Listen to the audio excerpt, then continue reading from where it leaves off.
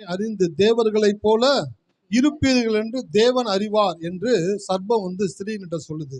நன்மை தீமை அறிந்தவர்கள் தேவர்கள் அல்ல, தேவ வசனத்தை பெற்றவர்களே. நன்மை அதோட ஸ்டாப் பண்ணுதா பரவாயில்ல, தீமைன்ற ஒன்றை தேவன் மனிதனுக்கு வைக்கவே கிடையாது. அந்த தீமையை கொண்டு மனுஷனுடைய வாழ்க்கையில இன்சர்ட் பண்றதுக்கு பிசாசு என்ன சொல்றான் அப்படின்னாக்க, இதை புசிக்கும் நாளிலே உங்கள் கண்கள் திறக்கப்படும், கண்கள் திறந்த பிற்பாடு நன்மை தீமை அறிந்து நீங்கள் தேவர்களைப் போல இருப்பீர்கள்.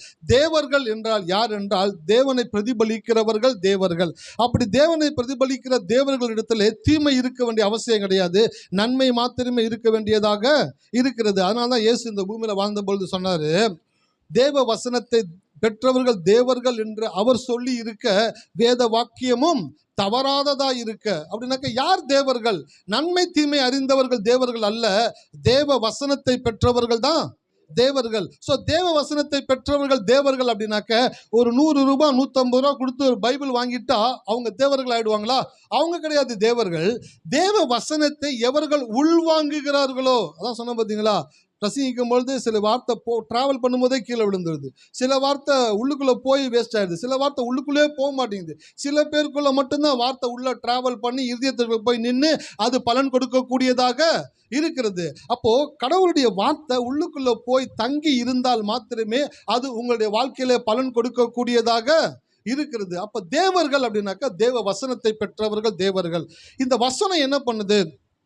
இந்த வசனத்தை பெற்ற உடனே நான் இன்னும் ஒரு பெரிய ஆளா மாறுறது கிடையாது.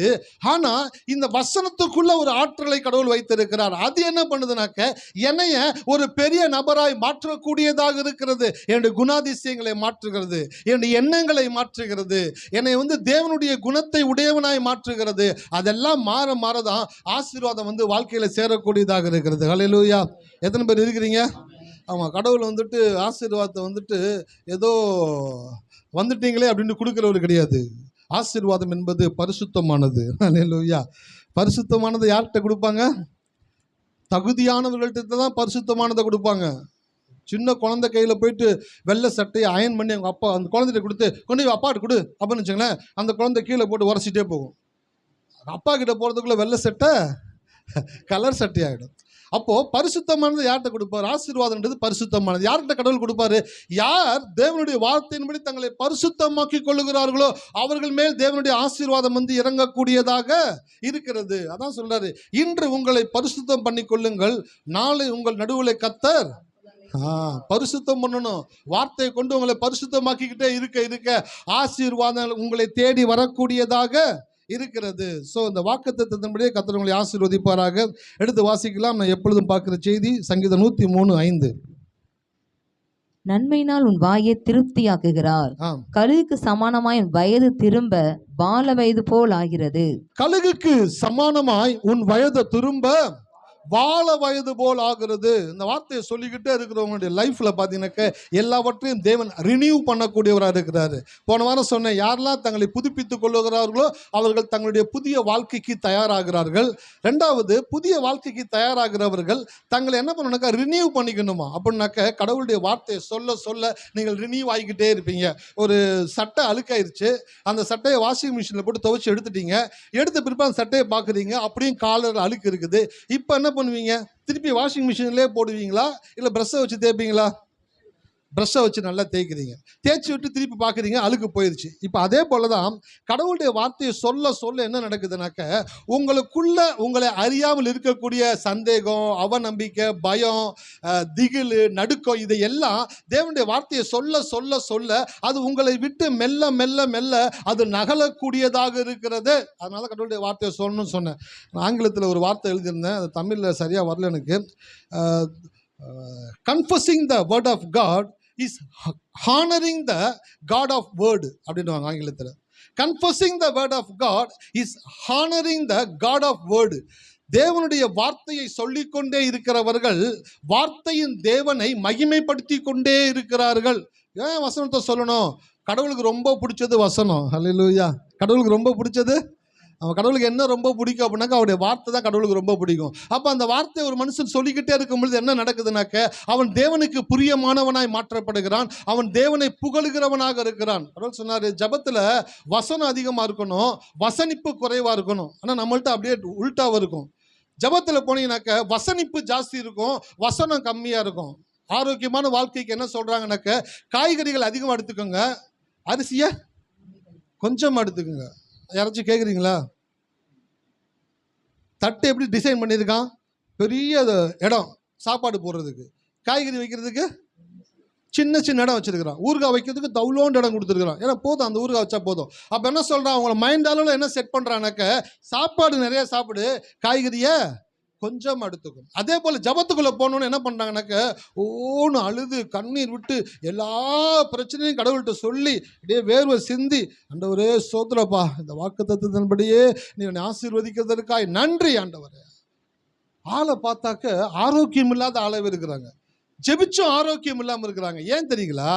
ஜபத்தில் வசனம் அதிகமாக இருக்கணும், வசனிப்பு கம்மியாக இருக்கணும். அப்படின்னாக்க உள்ளுக்குள்ளே போன உடனே கர்த்தாவே நீர் எவ்வளவு நல்லவர் ஆண்டவர், கர்த்தர் நல்லவர் என்பதை ருசித்து பாருங்கள் என்று வேதம் சொல்கிறது. இந்த ஜபத்தில் நான் உங்களை ருசித்து பார்க்க நான் வந்திருக்கிறேன். என் வாழ்க்கையில் நீங்கள் வாக்குத்தத்தத்தின்படியே நீ கீழாகாமல் மேலாவாய், வாளாகாமல் தலையாவாய் அப்படின்ற வாக்குத்தத்தங்கள் வசனங்களை சொல்ல சொல்ல சொல்ல வசனம் அதிகமாய் ஜபத்தில் எங்கே இருக்கிறதோ அங்கு தேவனுடைய வல்லமை வெளிப்படக்கூடியதாக. நம்ம ஆளுங்களுக்கு தப்பாக சொல்லி கொடுத்துட்டாங்க. ஜெபம் பண்ணு, அவருடைய சமூகத்தில் போய் கண்ணீர் வடி, புலம்பு, பிரச்சனையெல்லாம் அவர்கிட்ட சொல்லு. அவருக்கு தெரியாத என்ன? அவருக்கு எல்லா பிரச்சனையும் தெரியும். நீங்கள் இப்போ உட்காந்து என்ன யோசிச்சுக்கிட்டு இருக்கீங்க பார்த்தீங்களா, அது கூட கடவுளுக்கு தெரியும். அவ்வளோவா ஒரு தத்தியாக இருக்காரு நினச்சிட்டு இருக்கீங்க.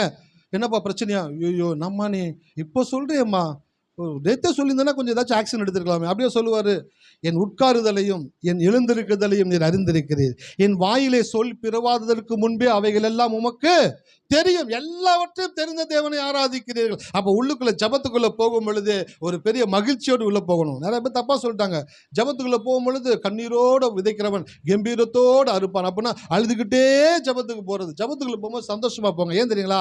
நீங்கள் வேண்டிக் கொள்கிறதை காட்டிலும் உங்களுக்கு நிறைவாய் கொடுக்கிற தேவனை சந்திக்க போகிறீர்கள். ஹல்லேலூயா. அப்போ ஜபத்துக்குள்ளே போகும்போது சந்தோஷமாக போகணும். சந்தோஷமாக போய் உட்காருங்க, உங்கள் அப்பா முகத்தை சந்தோஷமாக பாருங்கள், அவர்கிட்ட வாக்குத்தத்தங்களை சொல்லுங்கள். நீங்கள் வாக்குத்தத்தங்களை சொல்லும் பொழுது தான் கடவுள் உங்களிடத்தில் பேசக்கூடியவராக இருக்கிறார். எத்தனை பேர்கிட்ட ஜபத்தில் கடவுள் பேசுகிறாரு அப்படின்னு நான் கேட்டாக்க ஒரு சில பேர் மாத்திரமே கை தூக்குவீங்க. ஏன் தெரியுங்களா? நிறைய பேர் ஜபிக்கும் பொழுது பிரச்சனைகளை ஃபுல்லாக சொல்லிட்டு கொஞ்சம் ஒரு வாக்குத்தத்தத்தை வசனத்தை சொல்லிட்டு வெளியில் வந்துடுறாங்க. இன்றைக்கி ஜபத்தை கொஞ்சம் உள்டாவாக மாற்றுங்க. நிறைய வாக்குத்தத்தங்களை தேவனுடைய ஜபத்தில் சொல்லுங்கள். ஜபத்துக்குள்ளே போகும் பொழுது மகிழ்ச்சியோடு போங்க. வாக்குத்தத்தங்களை அறிக்கை பண்ணுங்கள். என்னுடைய பாதை ராஜ பாதை என்று சொல்லியிருக்கிறீங்களே, அப்படியே என் பாதையை ராஜ பாதையாய் மாற்றிருக்கிறதற்காக நன்றி ஆண்டவரே. ஒவ்வொரு நிலத்தை விளைநிலமாய் மாற்றுகிற தேவன் என்று வேதம் சொல்லுகிறது. என்னுடைய வாழ்க்கையை வெளிச்சலுள்ள ஒரு வாழ்க்கையாய் மாற்றுகிறதற்காக நன்றி. வசனத்தை சொல்லி உங்கள் வாழ்க்கையை கம்பேர் பண்ணி ஜெபிச்சு பாருங்க. நான் சொல்கிறேன், அந்த ஜெபம் உங்களுடைய மனதை மாற்றிடும், புத்தியை மாற்றிடும், சூழ்நிலையை மாற்றிடும். உங்களுடைய வாழ்க்கையில் தேவன் எல்லாவற்றையும் விரைவாய் செய்யக்கூடியவராக இருக்கிறார். ஹல்லேலூயா. எத்தனை பேர் இருக்கிறீங்க? ஆமாம். கழுகுக்கு சமானமாய் இவன் வயது திரும்ப வாழ வயது போல் ஆகிறது. கடவுள் நமக்கு ஒரு நிறைய வாழ்க்கையை, நம்ம ரொம்ப வருஷம் இந்த பூமியில் வாழணுன்ட்டு கடவுள் விரும்புகிறார். முதல்ல கடவுள் என்ன விரும்புகிறாருன்னு தெரிஞ்சுக்கோங்க. எங்களுடைய ஆயுசு நாட்கள் 70 வருஷம், பலத்தின் மிகுதியினால் 80 வருஷம் அப்படின்னாக்கா மைண்டில் செட் பண்ணிக்கிறாங்க 70 or 80. So now we have reach 50 and 60. இன்னும் பேலன்ஸ் என்ன இருக்குன்னு கிராஃப் போட்டு கணக்கு போட்டு அதை செக் பண்ணி இன்னும் எப்படி இருக்க போகிறோம், எப்படி வாழ போகிறோம், அந்த மாதிரி கணக்கு பண்ணக்கூடாது. கழுகுக்கு சமானமாய் உன் வயது திரும்ப வாழ வயது போலாகிறது. அப்போ நான் ஒரு 50 வந்துட்டேன்னா இப்போ திருப்பி என்னை ஃபஸ்ட்லேருந்து ஸ்டார்ட் பண்ண போகிறாரு. ஒருத்தன் பரோட்டா சாப்பிட்லான்னு கடைக்கு போனான். 100 பரோட்டா சாப்பிட்டா பரோட்டாவுக்கு காசு கொடுக்க தேவையில்லை, 100 ரூபா கொடுப்போன்னு சொன்னாங்க. அவன் எண்ணி சாப்பிட்டுக்கிட்டே இருக்கிறான், பரோட்டா பெருசு பண்ணிகிட்டே இருக்கிறானுங்க. ஆனாலும் சாப்பிட்டு முடிச்சிட்டான். இந்த மாஸ்டர் வந்து சொன்னான், டேய் 90 பரோட்டா சாப்பிட்ருக்கடா, இன்னும் 10 பரோட்டா சாப்பிடணும். அப்போ நான் இல்லை கல்லாட்ட ஆடுறேன், ஒத்துக்க மாட்டேன். உண்மையை கேள்டா, நீ 90 தான் சாப்பிட்டேன், எண்ணிக்கிட்டு இருக்கா, கோடு போட்டுருக்கேன் பாரா, தப்பு மொத்த தேலி அவன் நினச்சா தோத்துட்டான் போலன்ட்டு ஃபஸ்ட்லேருந்து கோடு போடுனான். பார்த்தான், திருப்பி 100 பரோட்டாவா, வேணாண்டா, அதான் காசு வாங்கிக்கலாம், போயிட்டாரா. உங்ககிட்ட இந்த ஆள் பார்த்தா ஒல்லியாக இருக்கும், 100 பரோட்டா சாப்பிட்டு இன்னும் 100 பரோட்டா சாப்பிட்றதுக்கு ரெடி ஆகிக்கிட்டு இருக்கிறானே. அப்போ ஒரு மனுஷன் ஒல்லியாக இருக்கிறனால அவனால் 5 பரோட்டா தான் சாப்பிட முடியும்னு நினைக்கக்கூடாது. அவனால் 200 பரோட்டாவும் சாப்பிட முடியும் ஒரு ஆற்றல் இருக்குன்னா, நான் சொல்கிறேன், உங்களால் 60-70 வருஷம் தான் உயிர் வாழ முடியும். மைண்ட் செட்டை முதல்ல வெளியில் வந்துருங்க. என் தேவனுடைய பலத்தினால் நான் விரும்புகிற வரைக்கும் என்னால் இந்த உலகத்தில் உயிரோடு கூட வாழ முடியும். அல்லேலூயா. அதுக்கு தான் எனக்கு கடவுள் வார்த்தையை கொடுத்துருக்கிறார், வாக்கு தத்தங்களை கொடுத்துருக்கிறார். டாக்டரே சொல்லியிருக்கலாம்மா, இன்னும் ஒரு 2-3 வருஷம் தள்ளினீங்கன்னா பெரிய விஷயம், அதான் அவங்க லைஃப் முடிஞ்சு போச்சு அப்படின்னு சொன்னாங்கன்னு வச்சுங்களேன். அந்த டாக்டர்கிட்ட சொல்லுங்கள், ரொம்ப நன்றியா, நீங்கள் உடம்பு என்ன எப்படி கண்டிஷனில் இருக்குன்னு நீங்கள் சொல்கிறீங்க, ஆனால் என் கடவுள் என்ன சொல்லியிருக்கிறானாக்க, அவர் உன்னையே நீடித்த நாட்களால் திருப்தியாக்குவார்னு போட்டிருக்கிறபடினால டாக்டர் வார்த்தையை வாங்கி ஓரமாக வச்சுட்டு கடவுளுடைய வார்த்தையை எடுத்து மைண்டில் வைங்க. அல்லேலூயா. ஆனால் நம்ம அப்படியே உல்டாவாக பண்ணுவோம். கடவுள் கொடுத்த வார்த்தையை தூக்கி செல்ஃபில் வச்சுருவோம், டாக்டர் சொன்ன வார்த்தையை தூக்கி மைண்டில் வச்சுருவோம். எல்லாமே தப்பாக பண்ணுவோம். ஆனால் வாழ்க்கையில் எல்லாம் சரியாக நடக்கணும்னு நினைப்போம். தப்பாக பண்ணுறவங்க வாழ்க்கையில் எதுவும் சரியாக நடக்காது. சரியாய் பண்ணுகிறவருடைய வாழ்க்கையில் தான் தேவன் எல்லாவற்றையும் மிக சரியாய் செய்யக்கூடியவராக இருக்கிறார். அப்போ டாக்டர் சொல்லிட்டாரு அப்படின்னாங்க, டாக்டர் யார்? அவருக்கு உடம்பு சரியில்லைனா இன்னொரு டாக்டர் தான் போய் பார்க்கணும். அப்போ அவரை இன்னொருத்தர் டிபெண்ட் பண்ணியிருக்கிறாரு.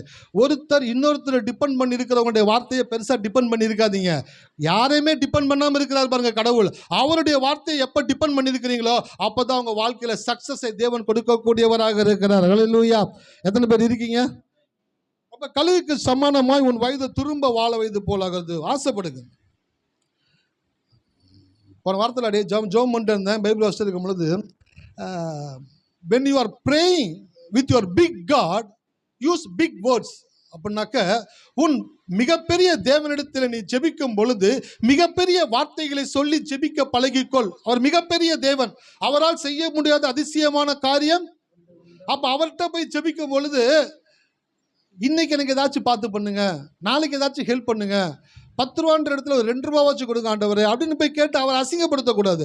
அவர் மிகப்பெரிய தேவன், அவரிடத்துல ஜெபிக்கும் போது பெரிய வார்த்தைகளை பயன்படுத்துங்கள். உங்களுடைய ஆரோக்கியத்துக்காக ஜெபிக்கிறீங்களா, ஆண்டவரே உடம்புல ஃபுல்லாக வலி இருக்குது, இந்த கொஞ்சம் வலி சரியாயிட்டா, ஆண்டவரே என்னை பூரண ஆரோக்கியம் உள்ளவனாக, என் முழு சரீரமும் ஆரோக்கியத்தினால நிரம்பி இருக்கத்தக்கதாக என் சரீரத்தை புது ஜீவனோடு கூட நீர் மாற்றி இருக்கிறதற்காய் நன்றி ஆண்டவரே என்று சொல்லும் பொழுதுதான் கடவுள் மகிழ்ச்சி படக்கூடியவராக. அவர் பெரிய தேவன், அவர்கிட்ட ஜெபிக்கும் போது பெரிய வார்த்தைகளை யூஸ் பண்ணுங்க. நான் ஜெபம் பண்ணேன், ஆண்டவரே எங்களுக்கு ஒரு சின்ன ஒரு வீடு கிடச்சிச்சுன்னா போதும் ஆண்டவரே, சும்மா பெட்ரூம், சின்ன ஹால், கிச்சன் இருக்கிற மாதிரி ஒரு சின்ன வீடு கிடச்சா போதும். அதே மாதிரி சின்ன வீடு தான் கிடச்சிச்சு. அல்லேலூயா. வாங்கினாக்கா படிக்கட்டு இப்படி வச்சுருக்கான், இப்படி தான் நடக்கணும். வீட்டுக்கு ஏறும்போது உள்ளே போயிட்டு 9-10 மாதம் கொண்டு இருக்க முடியல, ஒரு மாதிரி ஆயிடுச்சு. அடுத்து ஜெபம் பண்ணாங்க, மனைவி ஜெபம் பண்ணாங்க, ஆண்டவர் ஒரு ஷீட்டு போட்ட வீடு மாதிரி ஒன்று வீடு இருந்துச்சுன்னா போதும். கரெக்டாக ஷீட்டு போட்ட மாதிரி ஒரு வீடு கிடச்சிச்சு. அல்லேலூயா. அங்கே போனோம், அங்கே போட்டால் கொசு, பெருச்சாளி, எல்லா பூச்சியும் அங்கே இருக்கும். நீங்கள் வந்தேனாக்கா பார்க்கலாம். ஜூக்கெலாம் போக தேவையில்லை, இன்செக்ட் இருக்கிற பறவைகள், பூச்சிகள் இருக்கிற இடத்துக்குலாம் போக தேவை. வீட்டுக்கு வந்தீங்கன்னா எல்லாம் பார்த்துடலாம். கரப்பாம்பூச்சி பார்க்கலாம், கொசு பார்க்கலாம், பல்லி பார்க்கலாம், பெருச்சாளி பார்க்கலாம். இங்கே பொந்து தோண்டி இருக்கும், க்ளோஸ் பண்ணாக்கா அடுத்த பக்கத்தில் தோண்டும். அங்கே பாட்டில் உடச்சி போட்டு க்ளோஸ் பண்ணாக்க இன்னொரு இடத்துல தோண்டும். இப்படியே சுற்றி தோண்டிக்கிட்டே இருக்கும். அப்புறம் ஜெபிக்க ஆரம்பிச்சு, ஆண்டவரே எல்லாத்தையும் இடிச்சுட்டு ஒரு நல்ல வீட்டாக ஒரு 400 ஸ்கொயர் ஃபீட்டில் கட்டினா போதும் ஆண்டவரே அப்படின்னு ஜெபம் பண்ணிட்டு இருக்கிறோம். ஒரு மேஸ்திரி வந்தார், ரொம்ப தங்கமான மனுஷன். ஆனால் அவருக்கு பக்கத்தில் இருந்து பேசினா மட்டும்தான் கேட்கும், தூரமாக இருந்து பேசினா கேட்காது. நான் ஒரு பிளான் ஒன்று சொல்கிறேன், அவர் ஒரு பிளான் போடுறாரு. நான் 400 ஸ்கொயர் ஃபீட் இருக்கிறேன், அவர் 800 ஸ்கொயர் ஃபீட்டுக்கு பிளான் போட்டு வேலையை ஸ்டார்ட் பண்ணியிருக்கிறார். பார்க்குறேன் 400 800 ஆயிடுச்சு, 10 லட்சம்ன்றது 20 லட்சத்தை தாண்டி போய்கிட்டு இருக்குது. கடவுள் யோசிக்கிறேன், என்ன ஆண்டவரே எல்லாம் மீறி போய்கிட்டு இருக்குதுன்றாக்கா. கடவுள் சொல்கிறாரு, நீ என்ன நினைக்கிறியோ அதை காட்டிலும் பெஸ்ட்டாக உனக்கு கொடுக்கறதுல தேவன் விருப்பம் உள்ளவராக இருக்கிறார் என்பதை அப்பொழுது தான் தெரிந்து கொண்டேன். அல்லேலூயா. எத்தனை பேர் இருக்கீங்க?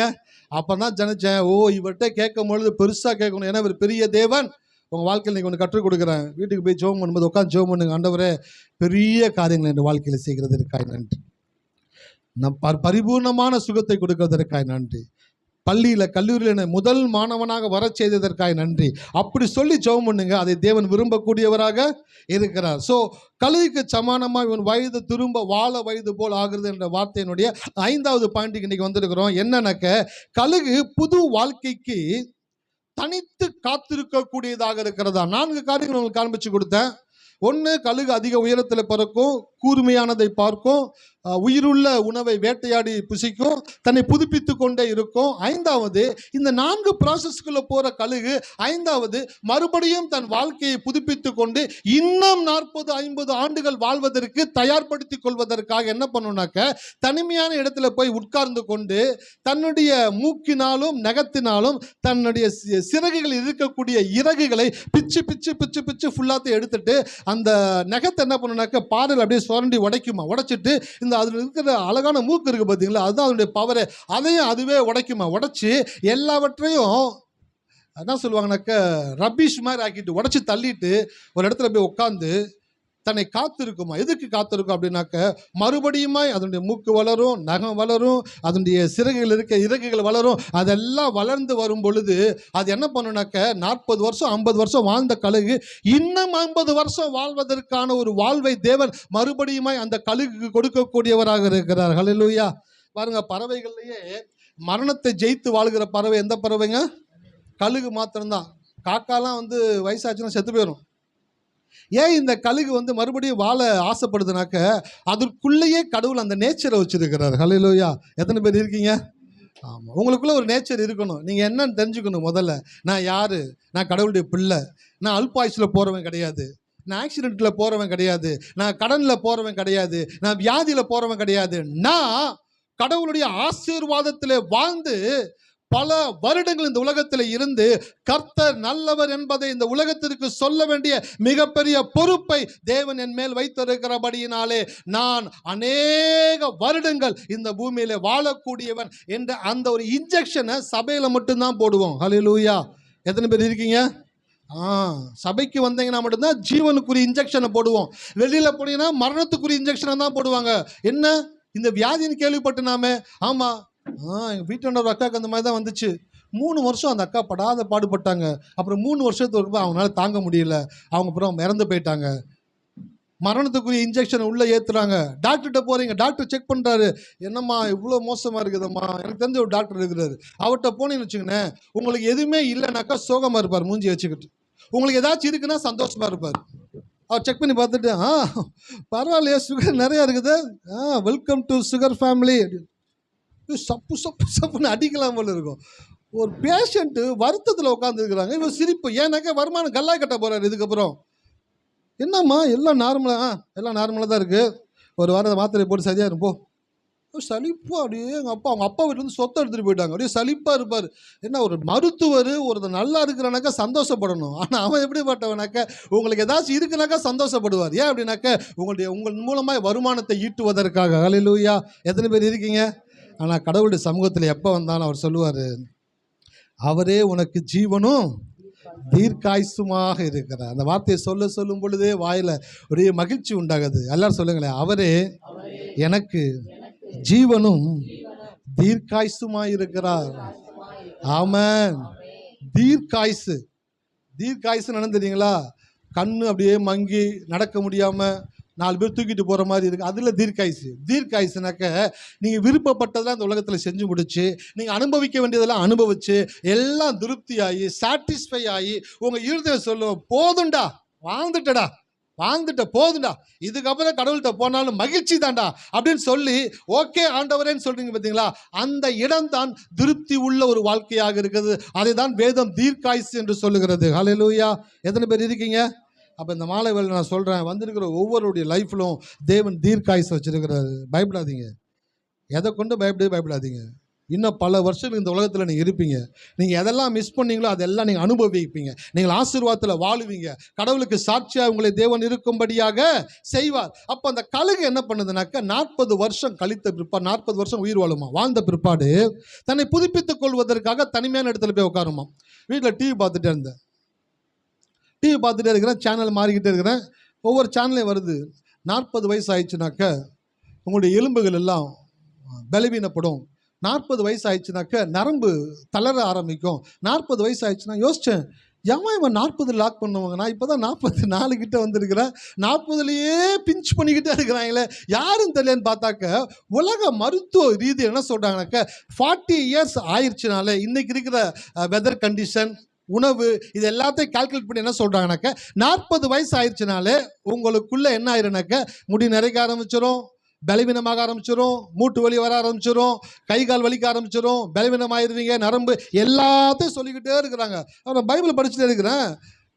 இந்த கழுகை குறித்து ஆராய்க்கலான்னு கூகுளில் போட்டால் கூகுளில் சொல்லுது, கழுகு 40 ஆண்டுகள் இந்த உலகத்தில் வாழ்ந்த பிற்பாடு அது தனிமையான இடத்துல போய் உட்கார்ந்து தன்னை புதுப்பித்து கொள்ளக்கூடியதாக இருக்கிறது. யோசிச்சேன், அட்டா பாவிகளா, கழுகு 40 வருஷம் வாழ்ந்துட்டு தன்னை புதுப்பித்து கொள்ள போகுது. ஆனால் நீங்கள் ஒரு மனுஷன் 40 வயசு ஆயிடுச்சுனாலே நீ இந்த டாக்டர் போய் பாரு, கண்ணுக்கு இவரை போய் பாரு, எலும்புக்கு இவரை போய் பாரு, நரம்புக்கு இவரை போய் பாரு, ரத்தத்துக்கு இவரை போய் பாரு, நிறைய பிரித்து 40 வயசுக்கு அப்புறம் அவன் வாழ்க்கையை வாழ விடாமல் பண்ணி அவன் ஒவ்வொரு மருத்துவமனையாக ஏறி ஏறி ஏறி ஏறி ஏறி இறங்க பண்ணுகிறவனாக இருக்கிறார்கள். ஆனால் கோயிலுக்கு வந்து என்ன கடவுள் சொல்லுவார், 40ன்றது ஜஸ்ட் நம்பர் தாண்டா, 40னா அதெல்லாம் மைண்டில் எடுத்துக்காத, உன்னுடைய ஆயுசு நாட்களை தேவன் திருப்தியாக்கக்கூடியவராக இருக்கிறார். அல்லேலூயா. எத்தனை பேர் இருக்கீங்க? அப்ப கழுகு 40 வருஷத்துக்கு அப்புறம் தனிமையா போய் உட்கார்ந்து தன்னை புதுப்பித்துக் கொள்ளக்கூடியதா இருக்குதான். அப்படியே தியானம் பண்ணிக்கிட்டே இருக்கும் பொழுது பறவைகளும் விலங்குகளும் தங்கள் அன்றாட செயலில் சுணக்கம் ஏற்படும் போது அவைகள் மன வலிமையை இழந்து தானாகவே மரணத்திற்குள் செல்கின்றன. எத்தனை பேர் கவனிக்கிறீங்க? பறவைகளும் விலங்குகளும் தங்கள் அன்றாட வாழ்க்கையில் இருக்கக்கூடிய செயலில் சுணக்கம் உண்டாகும் பொழுது, எத்தனை பேர் சுணக்கம்ன்ற வார்த்தைக்கு அர்த்தம் தெரியும்? யாருக்குமே தெரியாதா? சுணக்கம் அப்படின்னாக்க சுணங்கிட்டாங்க அப்படின்னாக்கா அப்படியே சோர்ந்து போயிடுறாங்க, பலனற்று போயிடுறாங்க அப்படின்றதான் சுணக்கம்னுவாங்க. அப்போ இந்த பறவைகளும் விலங்குகளும் தங்கள் அன்றாட வாழ்க்கையில் இருக்கக்கூடிய செயலில் சுணக்கம் உண்டாகும் பொழுது, அது கொஞ்சம் பலவீனப்படும் பொழுது என்ன ஆகுதுனாக்க தன்னுடைய மன வலிமையை இழக்க ஆரம்பிச்சிருதான். ஒரு மனுஷன் பலவீனமான உடனே அவன் சரீரம் அதிக பலவீனத்திற்குள் போகிறதுக்கு உள்ளேயே அவனுடைய மனசு பலவீனத்துக்குள்ளே போகக்கூடியதாக இருக்கிறது. அல்லேலூயா. எத்தனை பேர் இருக்கீங்க? எத்தனை பேர் அதை உணர்ந்திருக்கிறீங்க? ஒரு சரீரத்தில் ஒரு சின்ன வியாதி வந்த உடனே டாக்டர் சொல்கிறார், பார்த்துட்டு இந்த வியாதி இருக்கம்மா உங்களுக்கு அப்படின்னு சொன்ன உடனேயே அப்படியே வேர்க்க ஆரம்பிக்கும், அப்படியே வேர்வை வடிஞ்சு அப்படியே கீழே இறங்கும். டாக்டர் கவனிச்சிருவார், ஓ டிக்கெட் பயப்பட ஆரம்பிச்சிருச்சு போல், இதெல்லாம் ஒன்றும் பயப்படுறதுக்கு இல்லைம்மா, இன்றைக்கெல்லாம் மருத்துவ உலகில் நிறையா மருந்துகள் வந்துருச்சு, ட்ரீட்மெண்ட்லாம் இருக்குது, இதுலேருந்து கட்டாயமாக அவங்க என்ன பண்ணிடலாம், காப்பாற்றலாம், அதனால் கவலைப்படாதீங்க அப்படின்னு டாக்டர் ஏதோ ஒரு ஒரு ஆறுதலான வார்த்தையை சொல்லுவார். அப்போது ஒரு வியாதியை குறித்து கேள்விப்பட்ட உடனே உங்களோட சரீரம் பலவீனப்படுறதுக்கு முன்பாக உங்கள் மனசு என்ன ஆயிடுது, பலவீனத்துக்குள்ளே போயிடுது. அப்படிதான் பறவைகளும் விலங்குகளும் சுணக்கம் உண்டான உடனே மன வலிமையற்று போயிடுமா. மனசு வலிமையற்ற உடனேயே அதனால சரியா பறக்க முடியாது, ஓட முடியாது, எல்லாமே இழந்து செயலிழந்து சீக்கிரமாய் மரணத்திற்குள் தானாகவே சென்று விடுமா. என்ன எங்கேயாச்சும் பறவைகள் கீழே விழுந்து செத்து பார்த்துருக்கீங்களா யாராச்சும்? அல்லேலூயா. என்னைக்காச்சும் ஒரு தடவை எங்கேயாச்சும் ஒரு காக்கா கரண்ட் கம்பில் அடிபட்டு செத்து கிடக்கும், அவ்வளோதான். மித்தபடி பறவைகள் செத்து நீங்கள் பார்க்கவே முடியாது மேக்சிமம். ஏன் தெரியுங்களா? அவைகள் தங்களுடைய அன்றாட வாழ்க்கையில் சுணக்கம் உண்டான உடனேயே தனிமையான இடத்திற்கு கடந்து போய் சீக்கிரத்தில் மரணத்திற்குள்ளே போயிருமா. ஏன்னா மற்றவங்களுடைய ஹெல்ப்னால நான் உயிர் வாழக்கூடாது, நான் போனால் நல்லதுன்னு சொல்லி அதுவே தன்னை தனிமைப்படுத்தி கொண்டு மரணத்திற்கு வாலண்டியராக டெத்துக்குள்ளே போக ஆரம்பிச்சிருமா பறவைகளும் விலங்குகளும். ஆனால் இந்த கழுகுக்குள்ள மாத்திரம் தேவன் ஒரு ஆற்றலை கொடுத்திருக்கிறார். அந்த கழுகும் அதே விதமான சுணக்கத்திற்குள்ள போகும் பொழுது கலக்கம் இல்லாமல் கடந்து சென்று தனிமையில உட்கார்ந்து தன்னுடைய இறகுகள் இருக்கக்கூடிய சிறகுகள் இருக்கக்கூடிய இறகுகளை எல்லாம் பிச்சு மூக்க காலி பண்ணி நகத்தை காலி பண்ணி ஒண்ணுமே இல்லாத ஒரு பறவையை போல உட்கார்ந்து மறுபடியுமாய் தன்னை புதுப்பித்து கொண்டு இந்த உலகத்தில் வாழும்படி வருமா. அப்படி வாழும்படி வரும் பொழுது முன்பு இருந்ததை விட அதற்குள்ள இன்னும் அதிக ஆற்றலை தேவன் கொடுக்கக்கூடியவராக இருக்கிறார். அல்லேலூயா. எத்தனை பேர் இருக்கீங்க? அப்ப கழுகு காத்திருக்கும் பொழுது என்ன அடையுது, புது பலன் அடையக்கூடியதாக இருக்கிறது. அப்ப நான் யோசிச்சேன், சரிங்க ஆண்டவரே, அதனுடைய மூக்கை உடைச்சு சார்பாக்கிருச்சு, சிறகுகள் இருக்கக்கூடிய இறகுகளை பிச்செடுத்து புதுசா முளைச்சிருச்சு, நகத்தை எல்லாம் உடைச்சு புதுசா வளர்ந்துருச்சு, கண்ணு என்ன ஆண்டவரே, கண்ணு எப்படி அதுக்கு மறுபடியும் 40 வருஷம் கழிச்சு கண்ணு ஷார்ப்பா இருக்குமா அப்படின்னு சொல்லி செக் பண்ணி பார்த்தா கழுகை தேவன் இயற்கையாக படைக்கும் பொழுது மனிதனுடைய கண்ணின் ஆற்றலை காட்டிலும் பல மடங்கு ஆற்றலை கழுகனுடைய கண்களில் வைத்துதான் தேவன் கழுகை படைத்தே இருக்கிறாரா. அந்த பறவையை படைக்கும் பொழுதே தேவன் அதற்கு அதிகமான பார்க்கும் திறனை கொடுத்திருக்கிறாரா. 40 வருஷத்துக்கு அப்புறம் கழுகு கண்ணாடி போடுறது சொல்லுங்க, கழுகு கண்ணாடி போடுறது சரி, 50 வருஷத்துக்கு அப்புறம் கழுகு கண்ணாடி போடுறது சொல்றாங்க, கழுகு சாகுற வரைக்கும் அதனுடைய பார்க்கும் திறனை தேவன் எப்படி அதுக்கு ஃபர்ஸ்ட் பறக்கும் பொழுது இருந்துச்சோ அதனுடைய கடைசி நாள் வரைக்கும் அதனுடைய பார்வையை மாத்திரம் அது இழக்கவே இழுக்காதா, கூர்மையானதை பார்த்து கொண்டே இருக்குமா. ஹல்லேலூயா. அப்போ நான் யோசித்தேன், என்னாண்டவரே கழுகுக்கு மட்டும் அவ்வளோ ஷார்ப்பான கண் பார்வை கொடுத்துருக்கிறீங்க, அப்போ நாங்களாம் என்ன, எங்களுக்கு ஒன்றுமே கொடுக்கலையா? கடவுள் சொன்னார், அதுக்கு எல்லாத்துக்கும் கண்ணில் தான் வச்சேன், உனக்கு வாயில் வச்சிருக்கிறேன். எதுலங்க? வாயில் வச்சிருக்கிறேன். மரணமும் ஜீவனும் அதில் பிரியப்படுகிறவர்கள் அதன் கனியை அவனவன் உதடுகளின் விளைவினால் அவனவன் வயிறு. அப்போ என்ன வச்சுக்கிறான, கழுகுக்கு கண்ணில் வச்சேன், உனக்கு லட்டில் வச்சேன்னு நினைக்கிறியா, நட்டில் வச்சேன்னு சொல்லுவான் ஒருத்தன். அதே மாதிரி கழுகுக்கு கண்ணில் வச்சேன்னு நினைக்கிறியா, உனக்கு வாயில் வச்சிருக்கேன்டா. உன் வாயில் நீ வசனத்தை சொல்ல சொல்ல சொல்ல உன் ஆயுசு நாட்களை நான் பெருக பண்ணக்கூடியவராக இருக்கிறேன். ஹல்லேலூயா. நான் சொல்கிறேன் பாருங்களேன், ரொம்ப வருஷம் இந்த உலகத்தில் வாழணும் அப்படின்னாக்க வாயை நல்லா சொல்லிக்கிட்டே இருக்க. கர்த்தர் எனக்கு ஜீவனாக இருக்கிறார், கர்த்தர் எனக்கு பலன் கொடுத்திருக்கிறார், என்னை சுற்றி இருக்கிற என்னுடைய ஏஜில் சம்பந்தமான எல்லாரை காட்டிலும் என்னையை தேவன் ஆரோக்கியமாகத்தான் வைத்திருப்பார் என்று சொல்லும் பொழுது பக்கத்தில் இருக்கோம் பார்ப்போம், என்ன நாங்களாம் 60 தாண்டி 50 60 தாண்டி இன்றைக்கும் நாளைக்கும் ஓடிக்கிட்டு இருக்கிறோம். நீ என்னமோ இப்போ தான் +2 பரீட்சை எழுதி முடிச்சுட்டு காலேஜுக்கு சீட்டு தேடுற மாதிரி இவ்வளோ சுறுசுறுப்பாக இருக்கிற. நீங்கள் சொல்லணும், என் தேவன் தூங்குவதும் இல்லை உறங்குவதும் இல்லை கிடையாது, அவர் சோர்ந்து போகிறதும் இல்லை இளைப்படைவதும் இல்லை. அப்படிப்பட்ட தேவனை ஆராதிக்கிற நான் சோர்ந்து போகவும் மாட்டேன், இளைப்படையவும் மாட்டேன். ஹல்லேலூயா. எத்தனை பேர் இருக்கீங்க? ஒரு வசனத்தை வாசிங்க, அதுலேருந்து கடந்து போகலாம். ஏசாயா 40 கடைசி வசனம்.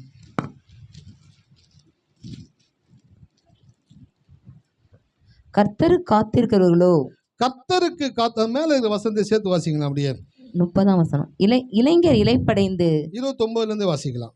சோர்ந்து போகிறவனுக்கு அவர் பலன் கொடுத்து சத்துவம் இல்லாதவனுக்கு சத்துவத்தை பெருக பண்ணுகிறார். 28 வாசிங்க. பூமியின் கடையாந்தரங்களை சிருஷ்டித்த கர்த்தராகிய அனாதி தேவன் சோர்ந்து போவதும் இல்லை இளைப்படைவதும் இல்லை. கர்த்தராகிய அனாதி தேவன் சோர்ந்து போவதும் இல்லை இளைப்படைவதும் இல்லை. இளைப்படைவதும் இல்லை. அப்போ உங்க கடவுள் சோர்ந்து போகிறவரும் கிடையாது, இளைப்படைவரும் கிடையாது அப்படின்றது தெரிஞ்சாதான் நீங்களும் சோர்ந்து போகவும் மாட்டீங்க, இளைப்படையவும் மாட்டீங்க. அடுத்து, இதை நீ அறியாயோ? இது உனக்கு தெரியாதா? இது தெரியாதனால தான் நிறைய பேர் சோர்ந்து போறாங்க. வாழ்க்கையில் வரக்கூடிய சின்ன சின்ன குறைவுகள், சின்ன சின்ன பிரச்சனைகள், சின்ன சின்ன எதிர்ப்புகள், சின்ன சின்ன காரியங்களை பார்த்த உடனே சோர்ந்து போயிடுறாங்க. நான் சொல்லட்டுங்களா, நீங்கள் சோர்ந்து போகிற ஜாதி கிடையாது, நீங்கள் இளைப்படைகிற ஜாதி கிடையாது. எல்லாரும் சொல்லுங்களேன், நான் சோர்ந்து போகிற ஜாதி கிடையாது, இளைப்படைகிற ஜாதியும் கிடையாது. ஏனென்றால் என் தேவன் சோர்ந்து போகிறவரும் அல்ல இளைப்படைகிறவரும் அல்ல. ஆமென். அவர் எப்படியோ நான் அப்படியே. புலி 8 அடி பாஞ்சா குட்டி 16 அடி பாய். இங்க புலி தேவன் 8 அடி பாயிறாரு, நீங்க முதல் படிக்கட்டிலே டான்ஸ் ஆடிக்கிட்டே இருக்கிறீங்க. ஒரு அடியிலேயே 8 அடிக்கு எங்க முதல் அடியிலேயே தடுமாறிக்கிட்டு இருக்கீங்க. கடவுள் சொல்றாரு, நான் 8 அடி பாஞ்சான், எத்தனை அடி பாயணும்? 16 அடி பாயணும். அப்போ கடவுள் சோர்ந்து போகிறதும் இல்லை இளைப்படுது இல்லைனாக்கா நீங்கள் எவ்வளோ உற்சாகமாக இருக்கணும், நீங்கள் எவ்வளோ சுறுசுறுப்பாக இருக்கணும். சோர்ந்து போகாதீங்க. 2 தினத்தில் பைபிள் வாசிக்கிட்டே இருந்தேன். சோர்ந்து போகிறவனை குறித்தும் சுறுசுறுப்பாக இருக்கிறவனை குறித்தும் பைபிள் அப்படியே வாசிக்கிட்டே வந்தேன். வாசிக்கிட்டே இருக்கும் பொழுது இந்த சோம்பேறி என்னன்னா எப்பயுமே போஸ்ட்போன் பண்ணிக்கிட்டே இருப்பானா. எத்தனை பேர் கவனிக்கிறீங்க? சோம்பேறி என்ன பண்ணுவான்? வேலையை தள்ளி வச்சுக்கிட்டே இருக்கிறவன் சோம்பேறியா. வேலைன்னு தெரிஞ்ச உடனே அதை உடனே முடிக்கிறான் பார்த்தீங்களா, அவன் சுறுசுறுப்பானவனாக இருக்கிறானா. ஹல்லேலூயா. சில பேர் அப்படியே நெளிகிறாங்க, என்னடா இது, நான் நாளைக்கு பண்ணிக்கலாம்னு நினச்சேன், அடுத்த வாரம் பண்ணலான்னு நினச்சேன், இவர் சொல்கிறத பார்த்தா சுற்றி வளைச்சு சொல்லாமல் நேராக சொல்கிற மாதிரி இருக்குது.